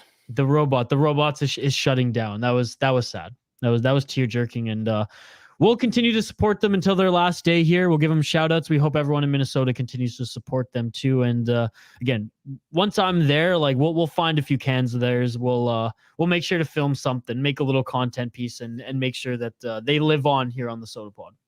For sure, man. For sure. So college hockey. Oh, hang on. It would be nice if Victor Rask would give even 50% of his shifts with the Iowa Wild. Is he not even caring? He's just fucking cutting sashimi. I mean, not giving a fuck. It's all right. I mean, when Victor Rask's nerve was severed in his hand, his career was over. It is what it is. Yeah, you're big on that one. You got all in an uproar over Kakkonen cooking. Put down the knife. We've seen enough of this Minnesota Wild players injuring themselves fucking trying to be Chef Ramsay. Enough's enough. Yeah, no shit. Keep it raw. Well, hey, perfect timing here. Let's pivot into talking a little bit more about what's happening right now in college hockey. And help us do so, welcoming in long overdue guest here. We've got Caleb Peabody. Caleb, how are you doing, sir? Hello. Hi, friends. Caleb, good to be with you. I was just saying the other day that you may be my new favorite person on Twitter, honestly. Man, I'm going to start to blush. I'm going to be honest with you. That's a big compliment. I don't know about that. I kind of annoy myself, so I'm glad that you guys are enjoying it, though. The subtle jabs, whether they're in good faith or not, my man, I fucking love it. So keep it up. It's unbelievable. I mean, the C3PO comment coming from Nick, last week, and you jumping on that. Fuck, that was legendary. What's up, Marcus? Thanks for joining us here. But yeah, Caleb, thanks for joining us on the Sota stream and the Sota Pod podcast, my friend. Absolutely. Thanks for having me. It's good to be here. It's a big day for college hockey. I'm watching the women's game right now between Minnesota Duluth and Ohio State, and then the big selection show. Let's get it going. Selection show, man. Well, let's talk about your team here first and foremost. Then St. Cloud Huskies. We've seen a bit of a roller coaster this year for them for sure. What's your impression of them going into the tournament, regardless of where they slot up? Really no expectations, to be honest with you. The second half of the season, we've been on a slide. It's been up and down, bit of a roller coaster. But I think for this team, I think it might be good to try and go in under the radar a little bit. Obviously, we have all the talent in the world. The coaching's there. But just a tough second half. And we were able to pull off home ice for the playoffs. That didn't go well. As we all know. So, compared to Minnesota State and UMD and the Gophers and a few other teams right now, we're a little bit of a slide, but that's okay. I'm all for it. I'm eager to see where the committee places us for the tourney. Yeah. And see what we can get rolling and try and get 4 in a row going and bring the natty back home to St. Cloud. Nothing would make me happier right now. Plus, I would get to see Alex Micheletti a little bit sad. Drew Combe a little bit sad. Nick and Noah and myself would be happy. Ryan's already sad, so poor guy. I think Ryan's pretty happy, actually. Ryan, he was covering the Mankato game last night, and awesome job. I love Ryan. I think he needs to calm down a little bit, but Other than that, he took a subtle jab at me last time because I've been questioning if Dryden McKay should win the Richter Award this year. He also pulled out I think in last week's episode about Dryden faces like 6 shots a night. Little jab, but yeah, no, it's my favorite time of year. March Madness is here. I'm stoked about it. For sure. And so out of the 4 assumed teams that are going to be 1 seeds, so we've got, what is it? We got Michigan and Western Michigan, who are pretty much locked, according to some. Who are the other 2? We've got Mankato Denver. and Denver. Yep. So out of those, who do you most want to be aligned with for regions? Honestly, I mean, all those 4 teams doesn't match super well for St. Cloud State, and all the fan base isn't going to love to have me say that, but honestly, I think we're going to get placed with Michigan, and Michigan is a big question mark to me. I mean, they have all the talent in the world. It's just a matter of they're very young. Are they going to stick together through the tourney? Denver is a powerhouse. Like, I would like to avoid Denver at all costs right now. Minnesota, I mean, selfishly, I'd like that rematch. They kind of took homecoming from us. So I love that. I do think the Gophers are hitting on all cylinders right now. They're getting hot at the right time, but we'll see how that plays out in the tournament. And then Minnesota State, I think between them and Denver, it's hard to know who's kind of top of the top right now. They're playing on all cylinders, although they had that scare with Bemidji. They had a little bit of scare with Ryan's team in St. Thomas, which made me giggle. Right. I loved that, by the way. Absolutely. And I think, the point with them is, like, if they get behind, I don't know. Like, I don't know how that team, if they don't play their game, if they're not structured, if they get behind, it'd be interesting to see how they do. Now, I always get after them based on strength of schedule, but hey, you play who your schedule says you play. They took care of business. If they get someone like AIC in the first round, I think we just gotta kind of throw that out. Although St. Cloud State couldn't do that a few years ago, if you remember. So, I don't know. I think St. Cloud's probably going to get placed with Michigan. That's what I've seen in all these different bracketologies. I know Max has done about 8,000 of them, which I don't know if he has anything else to do. But, and shout out to him. I think all the work has been super great. So we'll see what St. Cloud gets. If we get Quinnipiac right away, let's just go. Let's just do it and see Easy how money. it all shakes out. Oh, yeah. That's who you want. That's absolutely who you want. They're the biggest frauds in the league. I haven't watched a ton of their games. I know they're like 30-5 or something like that. Their goaltender sounds to be pretty solid.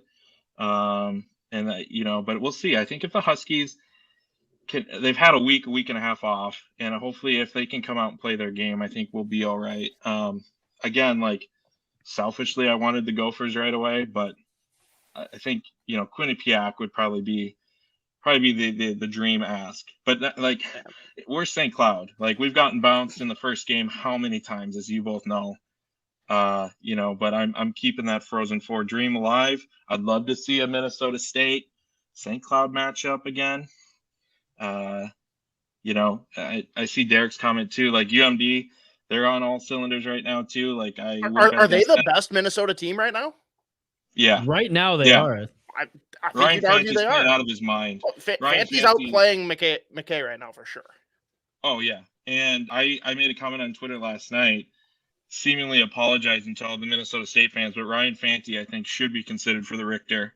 The save he made against Western last night was incredible.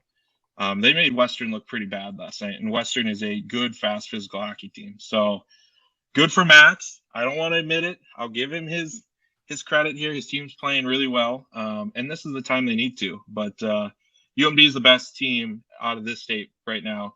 I'm sorry, Hoppy. I watched the Gophers last night, and it wasn't great. It was brutal. It wasn't great. The last minute was incredible hockey. It was electric. Like, geez, yes. where was this? Yeah.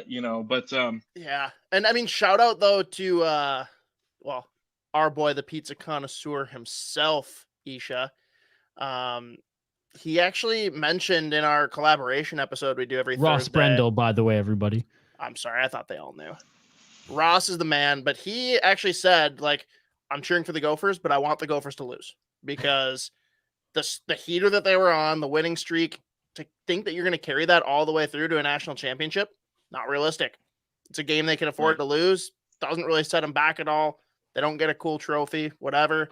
It's a good loss for them to take and hopefully be able to bounce back and come strong in the tournament. But I can't make sense of Michigan. I just don't know what to expect from them in this tournament. No. Last year they were my pick and they didn't even play. So that was a bummer. But I don't know, man. Them and the Gophers are just such similar teams. Like far and away the most talent across the country on those two squads, but both of them are just so inexperienced.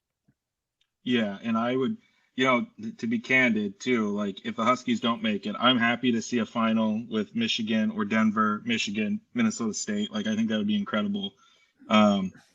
Michigan is so weird though. Like Notre Dame took it to them. I think Notre Dame's another sneaky team in this tournament. Yeah. They're kind of a boring hockey team. But if they play their game, they've taken it to Michigan. They've taken it to the Gophers. That's a team I don't want to run into. But, it comes down to every team in this tournament is good. Even like most of them. Most of them. Yeah. I mean, it's hard because, again, I'm coming from the St. Cloud State perspective where we've lost to the 16 as the number one overall. But, like, happy to be in the dance again. And, like, I was pulling for Bemidji to get that 5th team in last night from Minnesota, but wild what we saw in the CCHA. I mean, talk about it, man. Like that's unprecedented. I've never seen something like that before. Like, break it down. What happened and why did this take such a turn? Well, and I wasn't watching it live, but when I saw the response on Twitter, like I saw that Minnesota State had won, and like many, I was like, okay, cool. Like Bemidji lost, and then I started to see. I think our friends at Everything College Hockey had posted a video or something I saw on Twitter of the actual game-winning goal, and I was like, huh, that looks a little odd. Like I thought it was just standard to like review, game-winning goals, especially in overtime of a conference championship game. Right. And then when I started seeing things float out on Twitter that, hey, the teams, obviously the Mason Cup's been awarded to the Mavericks. Everyone's celebrating. Everyone's in the locker room. But they're looking at this, and it's like, in the NCHC, we've seen some pretty weird reviews this year, and it's been a complaint all year long. So, but nothing like this of like, 15, 20 minutes after a game supposedly ends, now you're reviewing it. And so obviously it played out. They got everyone back on the ice. Sounds like the officials had left. They let people back in the building. And it sounds like the building was about half full last night. And, shout out to the Mavericks for winning it twice. I don't know. I saw the photo this morning of the review crew, like back in the arena somewhere reviewing with the coaches and everyone of like, see, this was no goal, which is like, how does this happen in a conference championship game? And, for Don Lucia as commissioner, I believe this is his first year as commissioner. Like, how does that happen? Like, that's just a mess. And, you feel for both teams too of like, no, absolutely. Bring some excitement, but Bemidji came on strong. I mean, I remember last year against Wisconsin, they were the big surprise. So it was close, man. 2-1 game for those who don't know. Like it was close. Like both teams fought hard, and that's why like it ending this way was just like it wasn't icing on the cake. It was like, what the fuck is going on here? Like this isn't supposed to happen. So no, I totally understand what you said there, and it's just. It was a crazy turn of events for it to end that way, 100%. Yeah. I mean, I don't know. It gives me a little bit of pause with Minnesota State. Like they played a tough game, but like now we've seen them a couple weeks in a row. Take Northern Michigan out of it because they beat down Northern Michigan pretty good. But like St. Thomas was a struggle. Like Bemidji was a struggle. But yeah, I see. Yeah, Derek's comment here about Elk River developed players. Totally true. I think this will be huge for them. I'm in the Elk River area, so this is big for the city here too. So super exciting. It You gotta shades tell me actually, Caleb, about the Elk River Brewery that I've seen them more on social media now, but they just popped something on TikTok that they literally have like a Viking ship flight. Wait, like what? That I'm sold. I want everything now. Yeah. Hold on. And let I me know I have not been. The info that I know about them too is like they started as a very small storefront too, kind of in the downtown part of Elk River, and just recently, I want to say in the last year and a half, they've expanded to a full tap room, kind of an outdoor seating area. Plus I think they have a dog park out there too, which is awesome for folks. But I've yet to try their beer, but they're growing pretty rapidly, which is cool to see when you see folks like Lupulin out here too. Like, all right, we're getting out here in the Northwest. I call it the Northwest suburbs. People will be like, that's not a suburb. But, it's cool to see that out here, too. And, but yeah, they're on my to-do list now that the weather, now it's springtime and summer, to get out there and try it. But I know that they were super busy when they just had even a small storefront and just kind of, not what you typically expect. But it's cool to see them expand, which I'm stoked about. Nice. We love the folks at Lupulin. So that beer is incredible. Super incredible. And it's cool. Like I work in the metro area to see folks from the cities too, including you guys or wherever that are like, hey, you know about Lupulin? I'm like, yeah, I know about it. I live out here. Like, of course we know about it. But it's cool to see that like people are traveling in from all over the place. Buddy, I'm flying from British Columbia to go see the folks at Lupulin. So there you go. And to see Hoppy, I guess too. Hoppy's my room and board, so we gotta throw him some credit there. Yeah, that's fair. I was gonna wear my Lupulin hat for this. I should have put it on. My bad. But no, hey, the ECH hat, I'll take it because it's fucking beautiful, my man. Wow. Yeah, we'll see. They said they were gonna jump on here with us at some point during this too, but so far crickets. We'll see. I love those guys. I absolutely love them. Oh, James and the entire crew. I mean, they work with not only like the Sota Pod, like they jump on our stuff and we talk to them all the time, but they actually work with my company, the Hockey Podcast Network. And I mean, unbelievable crew guys. Like what they've built in the few years that they've been running, even in the last year, their development has been unbelievable. So it's an absolute honor that we're all able to connect together and, not only pump each other's content up, but just connect and talk hockey and get tidbits here and there. And for those who are watching our YouTube channel, please go check Everything College Hockey on YouTube. Their game day videos and vlogs, unbelievable. That's the reason Dylan and I brought them on the Hockey Podcast Network, because we saw those videos on YouTube and we're like, oh my God, James is an absolute pro here. But no, when you turn your whole living room into a locker room setting so you can bring the boys in and do content, I mean, that's incredible. That's unbelievable. So there you go. Shout out to Everything College Hockey. And they don't remember this, but they were at the St. Cloud homecoming game against the Gophers, and I saw them filming, and I was across the concourse at the Herb Brooks National Hockey Center. I'm like, hey, and they were probably like, who is this weirdo? Like trying to come over here. And I didn't get a chance to meet them, but I've seen that at a few games when I've visited arenas throughout the state of Minnesota this year. And awesome content, like you said. Like they're super cool guys. And it's kind of what I was yearning for, like coming onto them within the last year and a half too. So just sweet. Awesome. Man. And so curious on the MNCAA side of the house then. Are you someone that, like, say St. Cloud loses at some point here in the tournament, are you going to pull for the other Minnesota teams, or do you absolutely not want the other Minnesota teams to win instead of St. Cloud? I'm cool with it. Well, I'm going to say this. Go I'm for probably going to get briefed later. Yeah.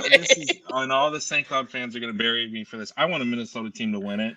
Yeah. I'm going to pull for other teams. Like, you'll see the banter with me and some of the other friends that rep the other teams on Twitter. But if UMD wins it, they'll have earned it. If Minnesota State wins it, I said I would go to Mankato next year when they raise a banner, because I'd love to see that. And I respect the both those programs. The Gophers too, as much as it would pay me. I'd love to see Bob Motzko win one there. That would be cool. Yeah, and it would be super cool. Well, especially the year that he's had too, man. Just everything he's had to battle, not just the adversity with the team, but obviously with passing of his son. Like that would be a pretty big deal for him. Yeah, and everything he meant to the St. Cloud area too, and like how much he was involved. He built that program up here in St. Cloud, and like Brett Larson took over a really good program and has built it on his own too. But I have a ton of respect for Bob Motzko. I think he's a great coach, and I'd like to see him succeed in the tournament because he had some teams here in St. Cloud that just didn't make it, as you both know. Whether it was, I mean, we can name them, but I'll start crying, so let's not do that. Yeah, but, we don't need to do that. Yeah, I would love to see another Minnesota team win. I mean, obviously, I'm going to pull for the Huskies first. I would love to see a couple of these teams meet up at some point, whether whether it's in the Frozen Four too. But yeah, let's get 3 Minnesota teams in the Frozen Four so that they can all lose again. That'd be great for my self-esteem. Yeah, I mean, I can if we lose right away, I can sit it out with Ryan at least and know how it feels. Like he can. And shout out to him too. Maybe you guys have said this before, but what he did with St. Thomas this year was incredible. I thought he brought some sweet content. That program's gonna be good sooner than later. Dude, 2 years and they're competitive for sure. Yeah, and Rico's a hell of a coach. So yeah, that whole staff, and I'm excited to see that. I think it's good for the state of hockey, and I don't know what eventually what they'll do conference wise, if they'll stay where they're at or what that looks like, but. Yeah, I would like to see them get an arena and let's pack that place. That'd be sweet. But yeah, and I mean that's the curious thing too. Like, what's going to happen with some of these conferences? Like, I'm sorry, I'm not trying to dog the CCHA at all, but Mankato needs to get the fuck out. They do, like straight up. Yeah. I would love to see them in the NCHC. Come on over. Oh man. Let's get after it. But I could also see like a St. Thomas. I know there's some new teams that are entering college hockey as well, going D1. So that's cool. The Big Ten's been a lot more competitive. I know for the past couple of years, folks have kind of been tough on the Big Ten, but like, wouldn't be surprised, Michigan or Minnesota or even Notre Dame, someone that goes far in this tourney. So, I still think NCHC, that's going to be the national champion. It's going to come from the NCHC this year. And if it doesn't, I'll be super sad and surprised. You definitely got the odds in your favor. There's going to be 5 representatives. Yeah, and as much as I don't like to talk about them, North Dakota is still a thing. They're still very relevant, and that program. I'm looking at some of the brackets. If it ends up being a Minnesota North Dakota matchup at some point, wouldn't hate to see that. Dude, if that was the championship game, you might need to put me on like Life Watch. I'm going to be in trouble. I will. It's funny, Caleb. To be perfectly honest, because obviously I'm the odd one out here. I'm the Canadian. I'm just nodding along, pretending like I know what the fuck you guys are talking about. But when it's just very hard to access college hockey in Canada. It is what it is, right? They want Canada wants you to follow the WHL or the CHL for that matter. But anyways, when I did strive and caught as much college hockey as I could was when the Vancouver Canucks obviously had Brock Besser and Troy Stetcher playing for North Dakota. So that was the team I thought I was going to end up like rooting for at the end of the day. I've pledged allegiance to Bemidji, thank fuck. All right. Yeah. All the 0 games he's watched this year. I've watched 3 now total. And it was hard. It wasn't for a lack of trying. But it's interesting. And I just to interject here that the locals in Minnesota, just like the disdain for North Dakota. It's surprising. Yeah. I mean, I think it's the one thing we can all agree on. Like go for other than Edina, right? Right. They're basically Edina. That too. I mean, I think I'll say this, and not all the fans will agree. I think I have a respect for the program still because they've been good for so long. Sure. And the Ralph Engelstad Arena is like one of the most incredible venues. That's what Hoppy was saying earlier this year. That I would rather watch a game there than any pro rink that I've been to.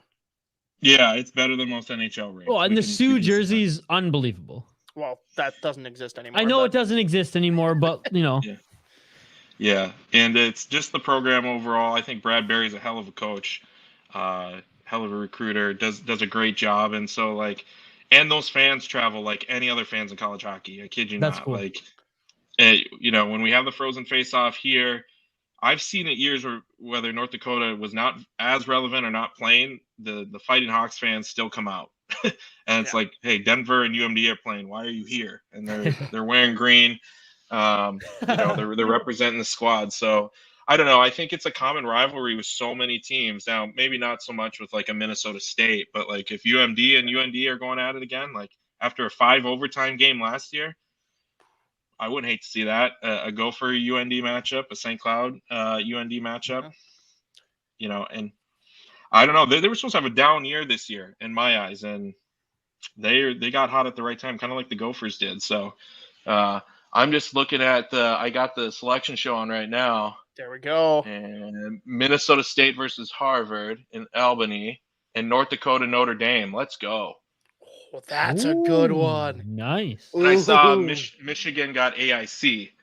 I didn't see what the regional they got placed in because I was talking to you guys, but we will kind of do this in real live time right now. And Bucci Maine is rocking. He's rocking the blazer. He's rocking it.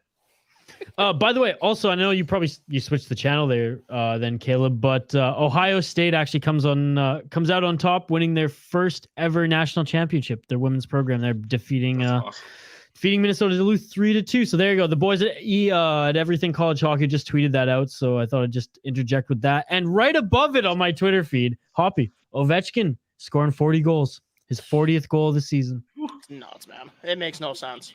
What a legend. But, and he's just going to continue. He's got how many years left in him where he's going to continue that trend? Well, he's what is he, 200 away from Gretzky's record, around that? Dude, it's like 120 something. Oh, well, then, 3 years max? 3 years? Is there any question he won't hit that? No, unless he walks away for some reason or gets hurt.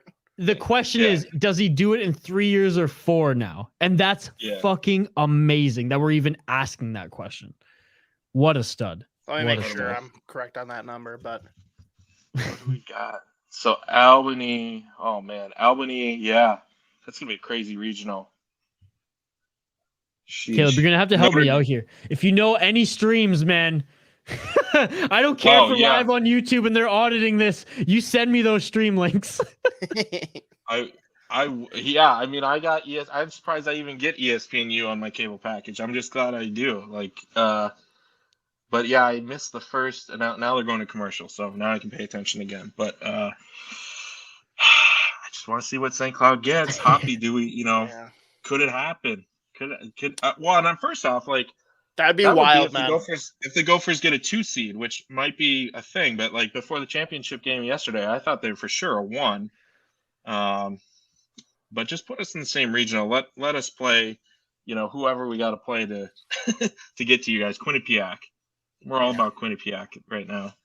That would be a really good matchup. But I'm just now that we talked about North Dakota, I'm just starting to think about all of the matchups that I want to see at some point.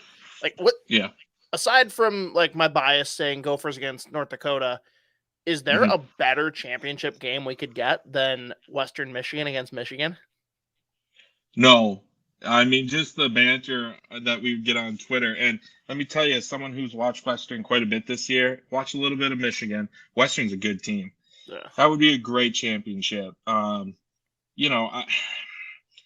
don't know. I mean, I'd probably turn it off because I'd be so ticked off that that's what we would get, but I would pull for Western most definitely. I think the country would be pulling for Western. Yeah, I wasn't sad to see Michigan kind of fly around on the Gophers last night until the last minute. And then I was like, maybe we should did Dean Evanston. You guys should have pulled the goalie with 6 minutes left. Maybe you would have scored sooner. But 3M Arena last night at Mariucci or whatever we're calling it now. They were sold out? I have not seen that place sold out in how many years? It's been a long time, man. It honestly felt weird. It felt weird. Electric. And when I went to the St. Cloud game earlier this year there, and I was like, man, this is just empty. And they're like, yeah, well, haven't sold it out. But towards the end of the year, I think Wisconsin, it was pretty electric there too when the Badgers came into town. But good for college hockey. Yeah. Good for college hockey. We talked about it this year with the non-conference schedules. I think if you do more of that, folks will travel around. If UND's coming in every year, if the Bulldogs are coming in every year, St. Cloud, I think hopefully you can pack that place. No offense to a Gophers Penn State, but who wants to go watch that live? I don't know. Right. What's Penn State's what's the name of their franchise? I was looking.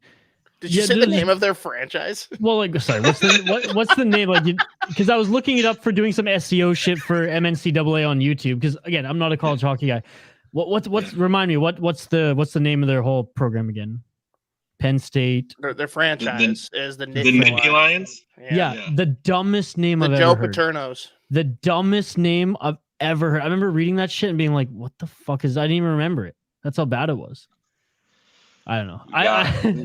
I was pretty aggressive on that one. I was typing stuff in for like hashtags for SEO, and Penn State was, I forget who was playing them. And I was posting a bunch of stuff on the Sota Pod YouTube channel. I remember looking at the name and be like, really? someone signed off on this? Anyways. They're announcing Loveland right now. It looks like we got Denver and UMass Lowell, Minnesota Duluth, and Michigan Tech. Oh shit, we're getting it. We're getting it. And Max is going to be thrilled. Oh, man. Max is going to be thrilled because, as I understand it, he's heading out to Denver. I don't know if that's today, to watch his team live, which is sweet. I also don't understand why these regionals are placed 3 out east and 1 out west. That makes no sense. Yeah. But they should put someone else in charge of that. Moving forward, like that's ridiculous. Like why we can't get one here in Minnesota? Like have one at the X, like we did years ago when I cried when Fair State beat St. Cloud. Off my heart at the X. Yeah. What do we got? Worcester, Western Michigan, and Northeastern. Okay, and then they're going to have the dramatic pause. Also, these games are like in the middle of the weekday. Have we talked about that yet? Like Thursday at 11? Yeah, so they always did that on the Friday, but now that they're splitting the games because of what happened last year, now they're doing Thursday, Saturday, and Friday, Sunday, and I don't like having a midday Thursday game. I already took a half day on Friday so that I could watch hockey. And then I saw that. I'm like, God damn, I'm not doing it twice. So Gophers are getting UMass. That is the matchup. UMass and the Gophers. In the same regional with Western Michigan and Northeastern. So that's quite the matchup. I haven't watched UMass this year because I refused to after they beat us in the national championship last year. It's not the same team, but that's going to be tough. I'd like to see a Minnesota Western matchup. That would be fun, Hoppy. Let's do that. But UMass that's not going to be an easy first game, let me tell you. No, but as far as matchups they could have gotten, like I'd rather take UMass than Notre Dame the way they're playing right now. Oh, absolutely. And I don't know if I missed one of the regionals or if they've yet to announce the other one yet. So I haven't kept track of this because I haven't printed any brackets yet. I definitely thought that we were on the last one, and that's why I'm like, oh shit, St. Cloud and Minnesota are going to be together. But no. Yeah, I don't know. I'm watching this on mute, and Bucci's got the best blazer I've ever seen. Now he's talking to someone that I can't recognize. But I don't know. It's Thursday, Friday, it's going to be great. And I don't know where we're going to be at in the basketball March Madness. I'm not paying attention to that, but I have no idea. So Shane's not in the chat, so it doesn't matter. Yeah. And what a week though, right? Wild trade deadline, college hockey tournament starting. It's crazy, man. It's wonderful. And it's springtime here in Minnesota. I don't know what it is in Canada. If it's just dark and cold, but today was a colder day, but spring is upon us. What is it? The 21st? Isn't it right now? Sunset is the official first day of spring. Happy Nowruz to my Persian fam out there. So there you go. Once the sun is set today, I believe it's the first day of spring. So, longer days upon us. Great hockey tournaments upon us. Caleb, we got it. We got it. What do we got? Posted it. You missed it. So you got your wish. So that bracket for St. Cloud is Michigan AIC, Quinnipiac, St. Cloud. There you go. There you go. Let's go. Quinnipiac. You know what? I don't hate the matchup with Michigan either. They've obviously got the skill advantage on you guys, but I don't hate it. And it's what I wanted. So before the season began, just being a bias, Huskies are going to win every game. They're never going to lose this year. I said St. Cloud State and Michigan in the national championship. And I was like, we're probably going to get smoked. But listen, we're fast. We're a physical team. Don't doubt on AIC. If AIC catches them, I mean, they've caught some teams before. Now I'll take Michigan, but well, hang on though, Caleb. Do you want to play AIC? That's not going to bring up bad memories. No, because if they get through, Michigan, then they're the real deal. Like, that's no fluke, unless like Michigan just comes out and like, or somehow some guys just go straight to the NHL before the tournament starts, where they're just like, we tried. But no, I think Michigan's out to prove a point and to win it. And if we can get through this regional, if we get through if we get through the teams Quinnipiac and Michigan or AIC, then I'll be impressed, and this team will be ready to rock and roll. But that's fine. I mean, I was dreaming of the Gophers, but we'll get there eventually. We'll just be patient. Now, you guys do your part, Hoppy. Don't drop the ball versus UMass. Yeah, man. I'm just really bummed that they're in the same one as Western Michigan. I really wanted to have a chance for both of them to be in the Frozen Four. Can I pick against Minnesota State? I wonder if Alex will get really mad at me if I do that. I mean, I'm just tempted. Hey, I'd be less concerned about Alex getting mad at you and Marissa. Yeah, no, for sure. And I don't think Micheletti gets mad. No, that's why I'm saying. I mean, I did one other show with him one time, and I'm like, wow, you are the nicest human. Like, I had heard that, and I'm like, yeah, he probably never does get mad. But dude, until Maxon took over for me, I told him, like, my goal is to kind of make you an asshole throughout like these MNCAA tapings. Yeah, he, and it's even I poke at Dryden or I poke at anyone on their team, and be like, oh man, like, tough. You guys only, Dryden only had to face 6 shots tonight. Must have been really tough for you guys. And they're like, yeah, we've only lost like 4 or 5 games all year. And I'm like, cool, that's sick brag, man. Like, good for your team. But I don't know. I'd like to see it. I mean, I'd like to see them. I mean, that program's really sweet. So I want to see them do good this year, Caleb, just because they might not have this again for a while. Like, I have faith in Duluth and in St. Cloud and in Minnesota to like continue the trajectory they're on. They're losing a lot of players, and like, sure, they're doing an okay job recruiting, but I just feel like they're not going to have a group like this again for a while. No. Yeah, and I feel actually, well, I'm always, St. Cloud a little bit too. Like, this is a special group, a lot of 5th-year seniors that made it. Most of our team is back from last year that made it to the championship game. They came back with one reason in mind, and that's for this tournament to get back there and try and win it. So, I know some guys have extra year of eligibility due to the COVID year, but there's a lot of guys out there that I would be surprised from St. Cloud why they would flex and use that. Like a Nick Perbix, like that dude seems ready. Like, what will Sam do? A lot of these guys, I think some may come back, but I don't know. I think Maxon mentioned it before too. It's like, this is our chance right now. Like, because this is going to be a totally different team next year. And college hockey is one of those where it's like, even UMass, like, they were stacked last year and they struggled this year and just kind of got in at the bottom of the pairwise into the tourney. So I don't know. This is our chance, but I agree. I think Minnesota State, I mean, will I pay as much attention? I've watched a lot of their games because of Dryden, because he's awesome. Sure. He's absolutely a stud.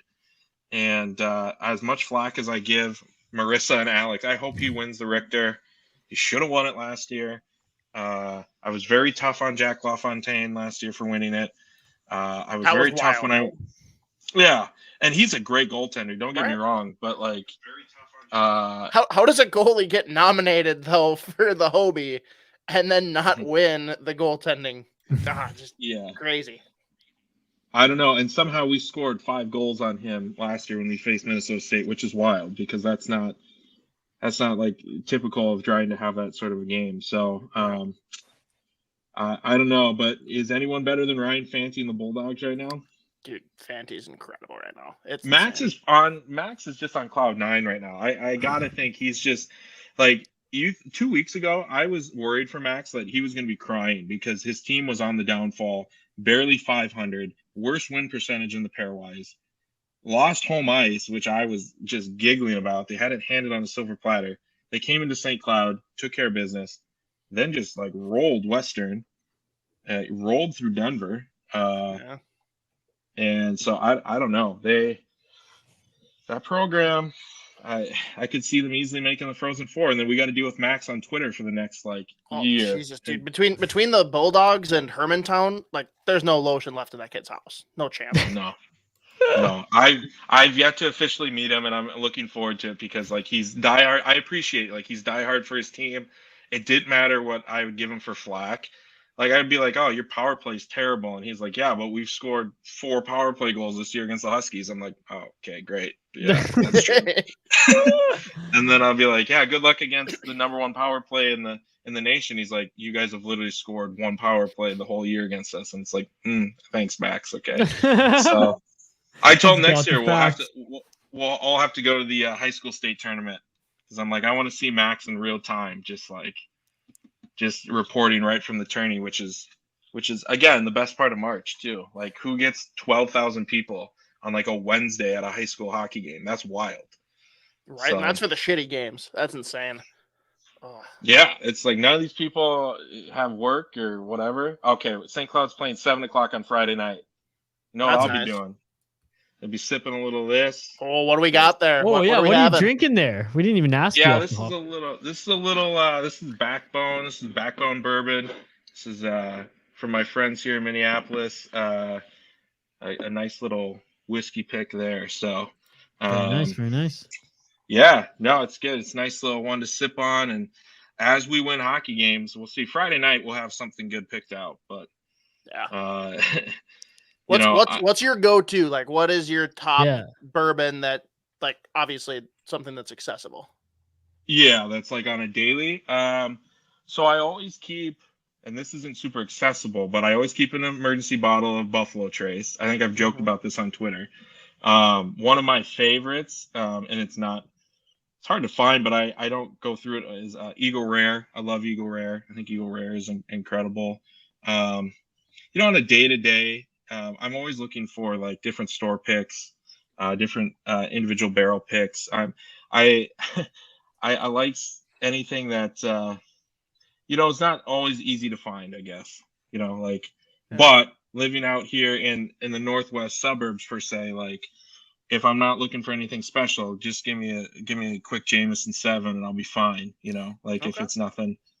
That's if we're not doing serious, like if you're just mixing, if I'm gonna mix with something, and if I'm just making dinner or something like that. But if we're sipping on something good, I don't drink Blanton's like you do, Hoppy. Like I mean that's not on the regular, but no, I have. Yeah, we always keep a bottle of that. That's not easy to find either, obviously, but that's the real good stuff. Like if we win the national championship, we'll pull that out or if the Gophers do, like I'll come meet you, and then we can celebrate at Lupulin, but then the nightcap will be with Blanton. So no ice though. We can't do ice. No ice. See, but I'm like it's all a situational thing, right? Like if we're like getting the Glencairn glass, and like pouring a little bit and doing tastings, like you're not putting an ice cube in that shit.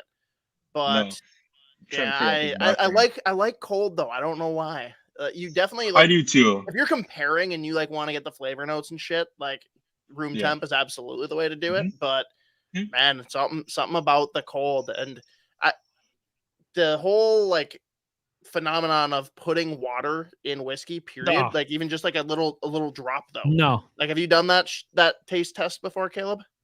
No, I haven't messed with it. For me, like a nice like ice, like an ice ball per se, like an ice rock. That's great. But like the Glencairn is perfect. I am kind of a chilled guy too. Like, before I got into more serious like whiskey, collecting and things of that nature, like you always put like a Jameson on ice or something, right? Like it never was room temp. So I get a lot of grief when I bring that up, but I'm also like, man, if I'm making a grilled cheese, I'm probably not sipping Blanton's with my grilled cheese. I'm just saying, like, give me like just a quick Windsor 7, Jameson 7, and I'll be fine, So, and plus, when you go to little like small town restaurants and bars, that's what they have, right? Like they're not gonna have, but what's fun is obviously when you go out, when you come to the cities, when you come down from Canada, take you somewhere nice that has a good selection, and we can sip on something real nice. So Hey, can't wait. Hey, by the way, Caleb,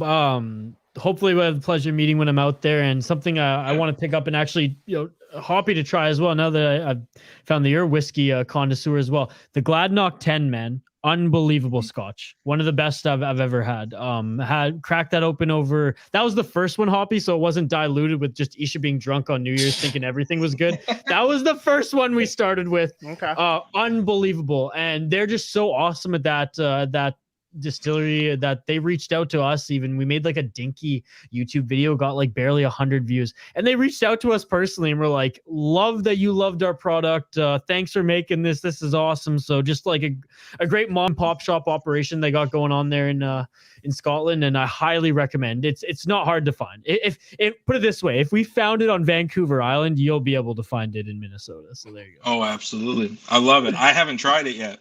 Outstanding. Outstanding. Top of my list. Nice.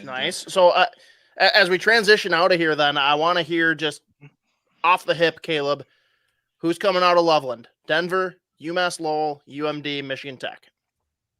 Denver. All right. Worcester, is that the correct Worcester? I don't know. Is it? I think it's pronounced like Worcester or something like that. I don't know. Maybe. All right. So we got Western Michigan, Northeastern, Minnesota, UMass. I'll do you a favor. Minnesota. Oh, wow. All right. Allentown. We got Michigan, AIC, Quinnipiac. Go Huskies. Woo. St. Cloud State. Obviously. Yeah, and then we got to beat Michigan. We got to do it. Oh, please. Yes. And I mean, hey, if Minnesota's going to beat Western Michigan, there's really no reason for Michigan to continue. So, no. Albany, we've got, be careful now. We've got Marissa and Alex listening. Minnesota State, Harvard, Nodak, Notre Dame. Oh, man. This might be the hardest regional. I think it is. My heart, my head say something different. Well, first off, let's claim that Notre Dame's going to beat North Dakota just for the hell of it. Like, let's do that. I'll will that into existence.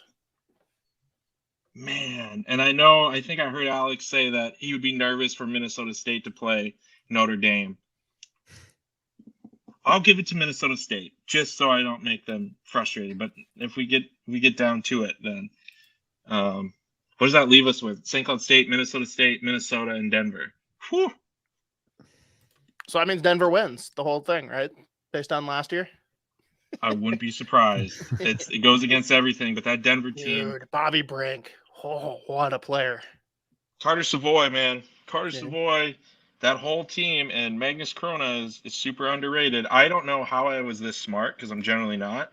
They were my preseason pick in the NCHC, because I just pulled them out of a hat. I'm like, they're going to be really good this year. And then they turned out to be great. So no one thought that either. No one was talking about Denver coming into the year. Everyone was talking about them last year. And they're a great team, but they weren't winning hockey games. And I'm like, stop talking about them. They're not winning games. But everyone's like, they were a 500 team. But this year I don't know. And so what is that? I'm just doing it quick in my head. That would leave us with what? Denver, Minnesota versus Minnesota State, St. Cloud? I'm not looking at the bracket. Not sure. Yeah. God, Denver, Minnesota State would be wild.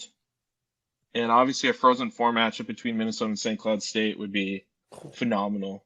Yeah. Just bring it back here to the X. Let us go to it. We don't need to do it anywhere. Although Nick's going to Boston, and I think he can probably take us all with him. That's got to be a deal, right? I mean, it's bullshit if he doesn't. He didn't take me to Pittsburgh. TSN or ESPN, someone's paying him to do it, so yeah, it'll be on his dime. Wasn't St. Cloud far and away the favorite for the NCHC at the start of the year? Am I remembering that correctly? I don't know if they were far and away the favorite. Actually, I wanted them to be. I think North Dakota was a question mark because they're always good. We didn't know. UMD, they just retool. They don't rebuild. They just retool. I think St. Cloud was probably second or third, and I was frustrated at the time because I was like, We just reached the national championship game. We're bringing everybody back. We got a couple transfers coming in. Like, we're stacked. We should be the best. And then as we hit our non-conference schedule, which was, I mean, we started off the year with Minnesota State, well, St. Thomas, which helped all our metrics because we beat them 12-1. Yeah. And I think had like 7 power play goals to start the year. You know, and then we got Minnesota State. Then we had the Gophers. We had Wisconsin. Wisconsin is having a terrible year, but Makes me yeah, so I don't happy. know. Yeah, well, and like the NCHC was just a lot more stacked. Like Omaha was still decent. Western was much better.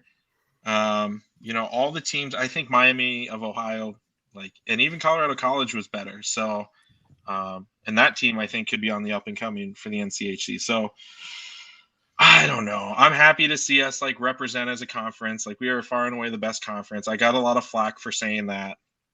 I was told that there is no best conference, but there is. No, there is. Yeah. So, but yeah, anyhow, you've heard me kind of ramble on. I'm sorry for taking up all the time. This has been wonderful, though, coming on and chatting with you guys.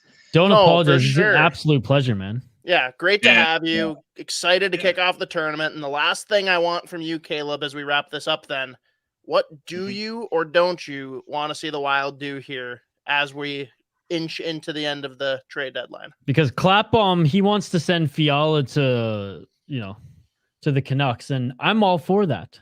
I'm all for that deal. Why are we adding a third on that? I don't know, but I commented because this was right when we brought on Caleb. I commented, Vancouver's saying yes all day, every day, baby. Yeah, Let's go. I don't get that deal. I mean, I don't know. Overvalue of Connor Garland, but hey, in that scenario, Nick Berlansky, if you're still watching, I'll fucking take it. As of last night, I wanted Marc-Andre Fleury. As of today, I don't know what I want, because when I actually started to think about it, and thanks to Hoppy for kind of putting it in my brain from Twitter, like, it doesn't make a ton So of many sense. people are pissed off at me yesterday. So many people. It doesn't make a ton of sense, but our goaltending is an issue. You know, the trade they did the other day with the Ducks, I was like, okay, we're bringing in some grit. Okay, like, maybe that means Foligno's not in the box all the time picking fights. I don't know. We do, like, if we get Fleury, I'm fine with it. It depends what we give up. Do not give up a first-round pick. That's the Like, concern, right? And I've heard something like a first and Jack McBain, and I'm like, no, like, let's not do that. And I keep forgetting Fleury's like, what, 37? He's an unrestricted He's free going to agent at the end of the retire year. after this year. So you're getting him for what, 2-3 months if you're lucky? And I haven't watched the the Blackhawks this year, but I don't know how he's been performing. You know, do you send Talbot over there with McBain? I don't know if that really fixes anything either. What do you do next offseason for goaltending? So Exactly. I don't know. Yeah. This team has to go for it, though. This is the year. Got to go for it. And they've been struggling. Like, I saw Bill Guerin had made some comment on Twitter that he's getting a lot of phone calls. It's like, let's make a move. Let's do it. Like, let's at least make an attempt. I mean, because I doubt we're getting Fiala back without doing something with Dumba. I don't know. This is So what do you college think hockey. about that though, Caleb? Are you in the camp that says like, hey, try and sign Fiala, and if he doesn't play ball, let him go? Or do Yeah. you think move Dumba, do whatever you can to keep this guy? Where I'm at right now is that I don't trade Fiala in season this year. I keep him. I think he's performed. We need him. And, you know, I think he's probably going to play hardball just based on how negotiations have gone the last couple of years. And if he's performing, he's going to say, I want north of $6 million or whatever the number is going to be. And, you know, I almost rather keep him over Dumba because I think there's a lot of depth at the D core that's coming up through the pipeline. But, you know, I'm torn on it too. Like, if he does, is he sour about it too? Like, I've heard stories like Kevin's maybe not as happy. Maybe he is now that he's got. Now that he can Boldy. play with someone. Now that he's got Boldy. Boldy. He's got his best friend now. Like, and you know, but it's like, how do you? We're gonna be in cap hell the next 2 years. So the team doesn't get better though without him. Like, not that I initially see, unless they can get some trades back. But if it's just going to be futures, like, that doesn't excite me. Like, yeah. Sorry. Like, I don't think there's a right way to replace what he's doing in your lineup. Like, if he's gone, you're taking a big step back. Yeah, agreed. Yeah. And, I think Matt Dumba has been nothing but great. I mean, not only for the team, but for the organization, the community. Like, I think he's a solid player. Like, I don't think they want to trade him. I used to be able to camp, like, move him, but as more of I've watched his game, I'm like, he's a good player. I'm not sold on moving him. So I don't know what he's going to do. That's the thing. Bill Guerin's shown some magic, though. So I hope they do something, but like if they do nothing else, let's say for this year, they're getting bounced. Yeah. They're getting bounced. Like this team, I don't know if they're just tired or like what it is, but it's on a consistent basis. It seems like they're just struggling, and goaltending is part of that. And maybe it's tough too because Talbot's won like 5 games in a row. Like, so how do you? But he him? sucks though, Caleb. He sucks. Send him out. Yeah. I mean, sorry, Brett. It's tough. I mean, and Kakkonen has shown. I mean, he looks like a number 1 at times, and other times it's like, ooh, no. So I don't know. I mean, Hoppy, what do you want them to do? Have I asked you? What do I want them to do? I mean, I'd be thrilled. Like, I know they're not winning the cup this year, but I would have been okay giving up like the package that was given up to get a Claude Giroux, because for me, it's not about winning the cup. Maybe you catch fire and something happens, but I just think there's so much value, especially when you look at the direction of this team the next couple of years. Cap hell, as you said. I think that winning a playoff series does so much more for the development of your players than anything you're going to be able to do this summer, next year, years to come on the trade market, and by bringing people up the pipeline. Like, you gain so much by letting the core that you're going to be coasting on the rest of the way, having them see success in the playoffs. And you can't do that without adding a center. No one will convince me otherwise. I mean, Ben Myers. There you go.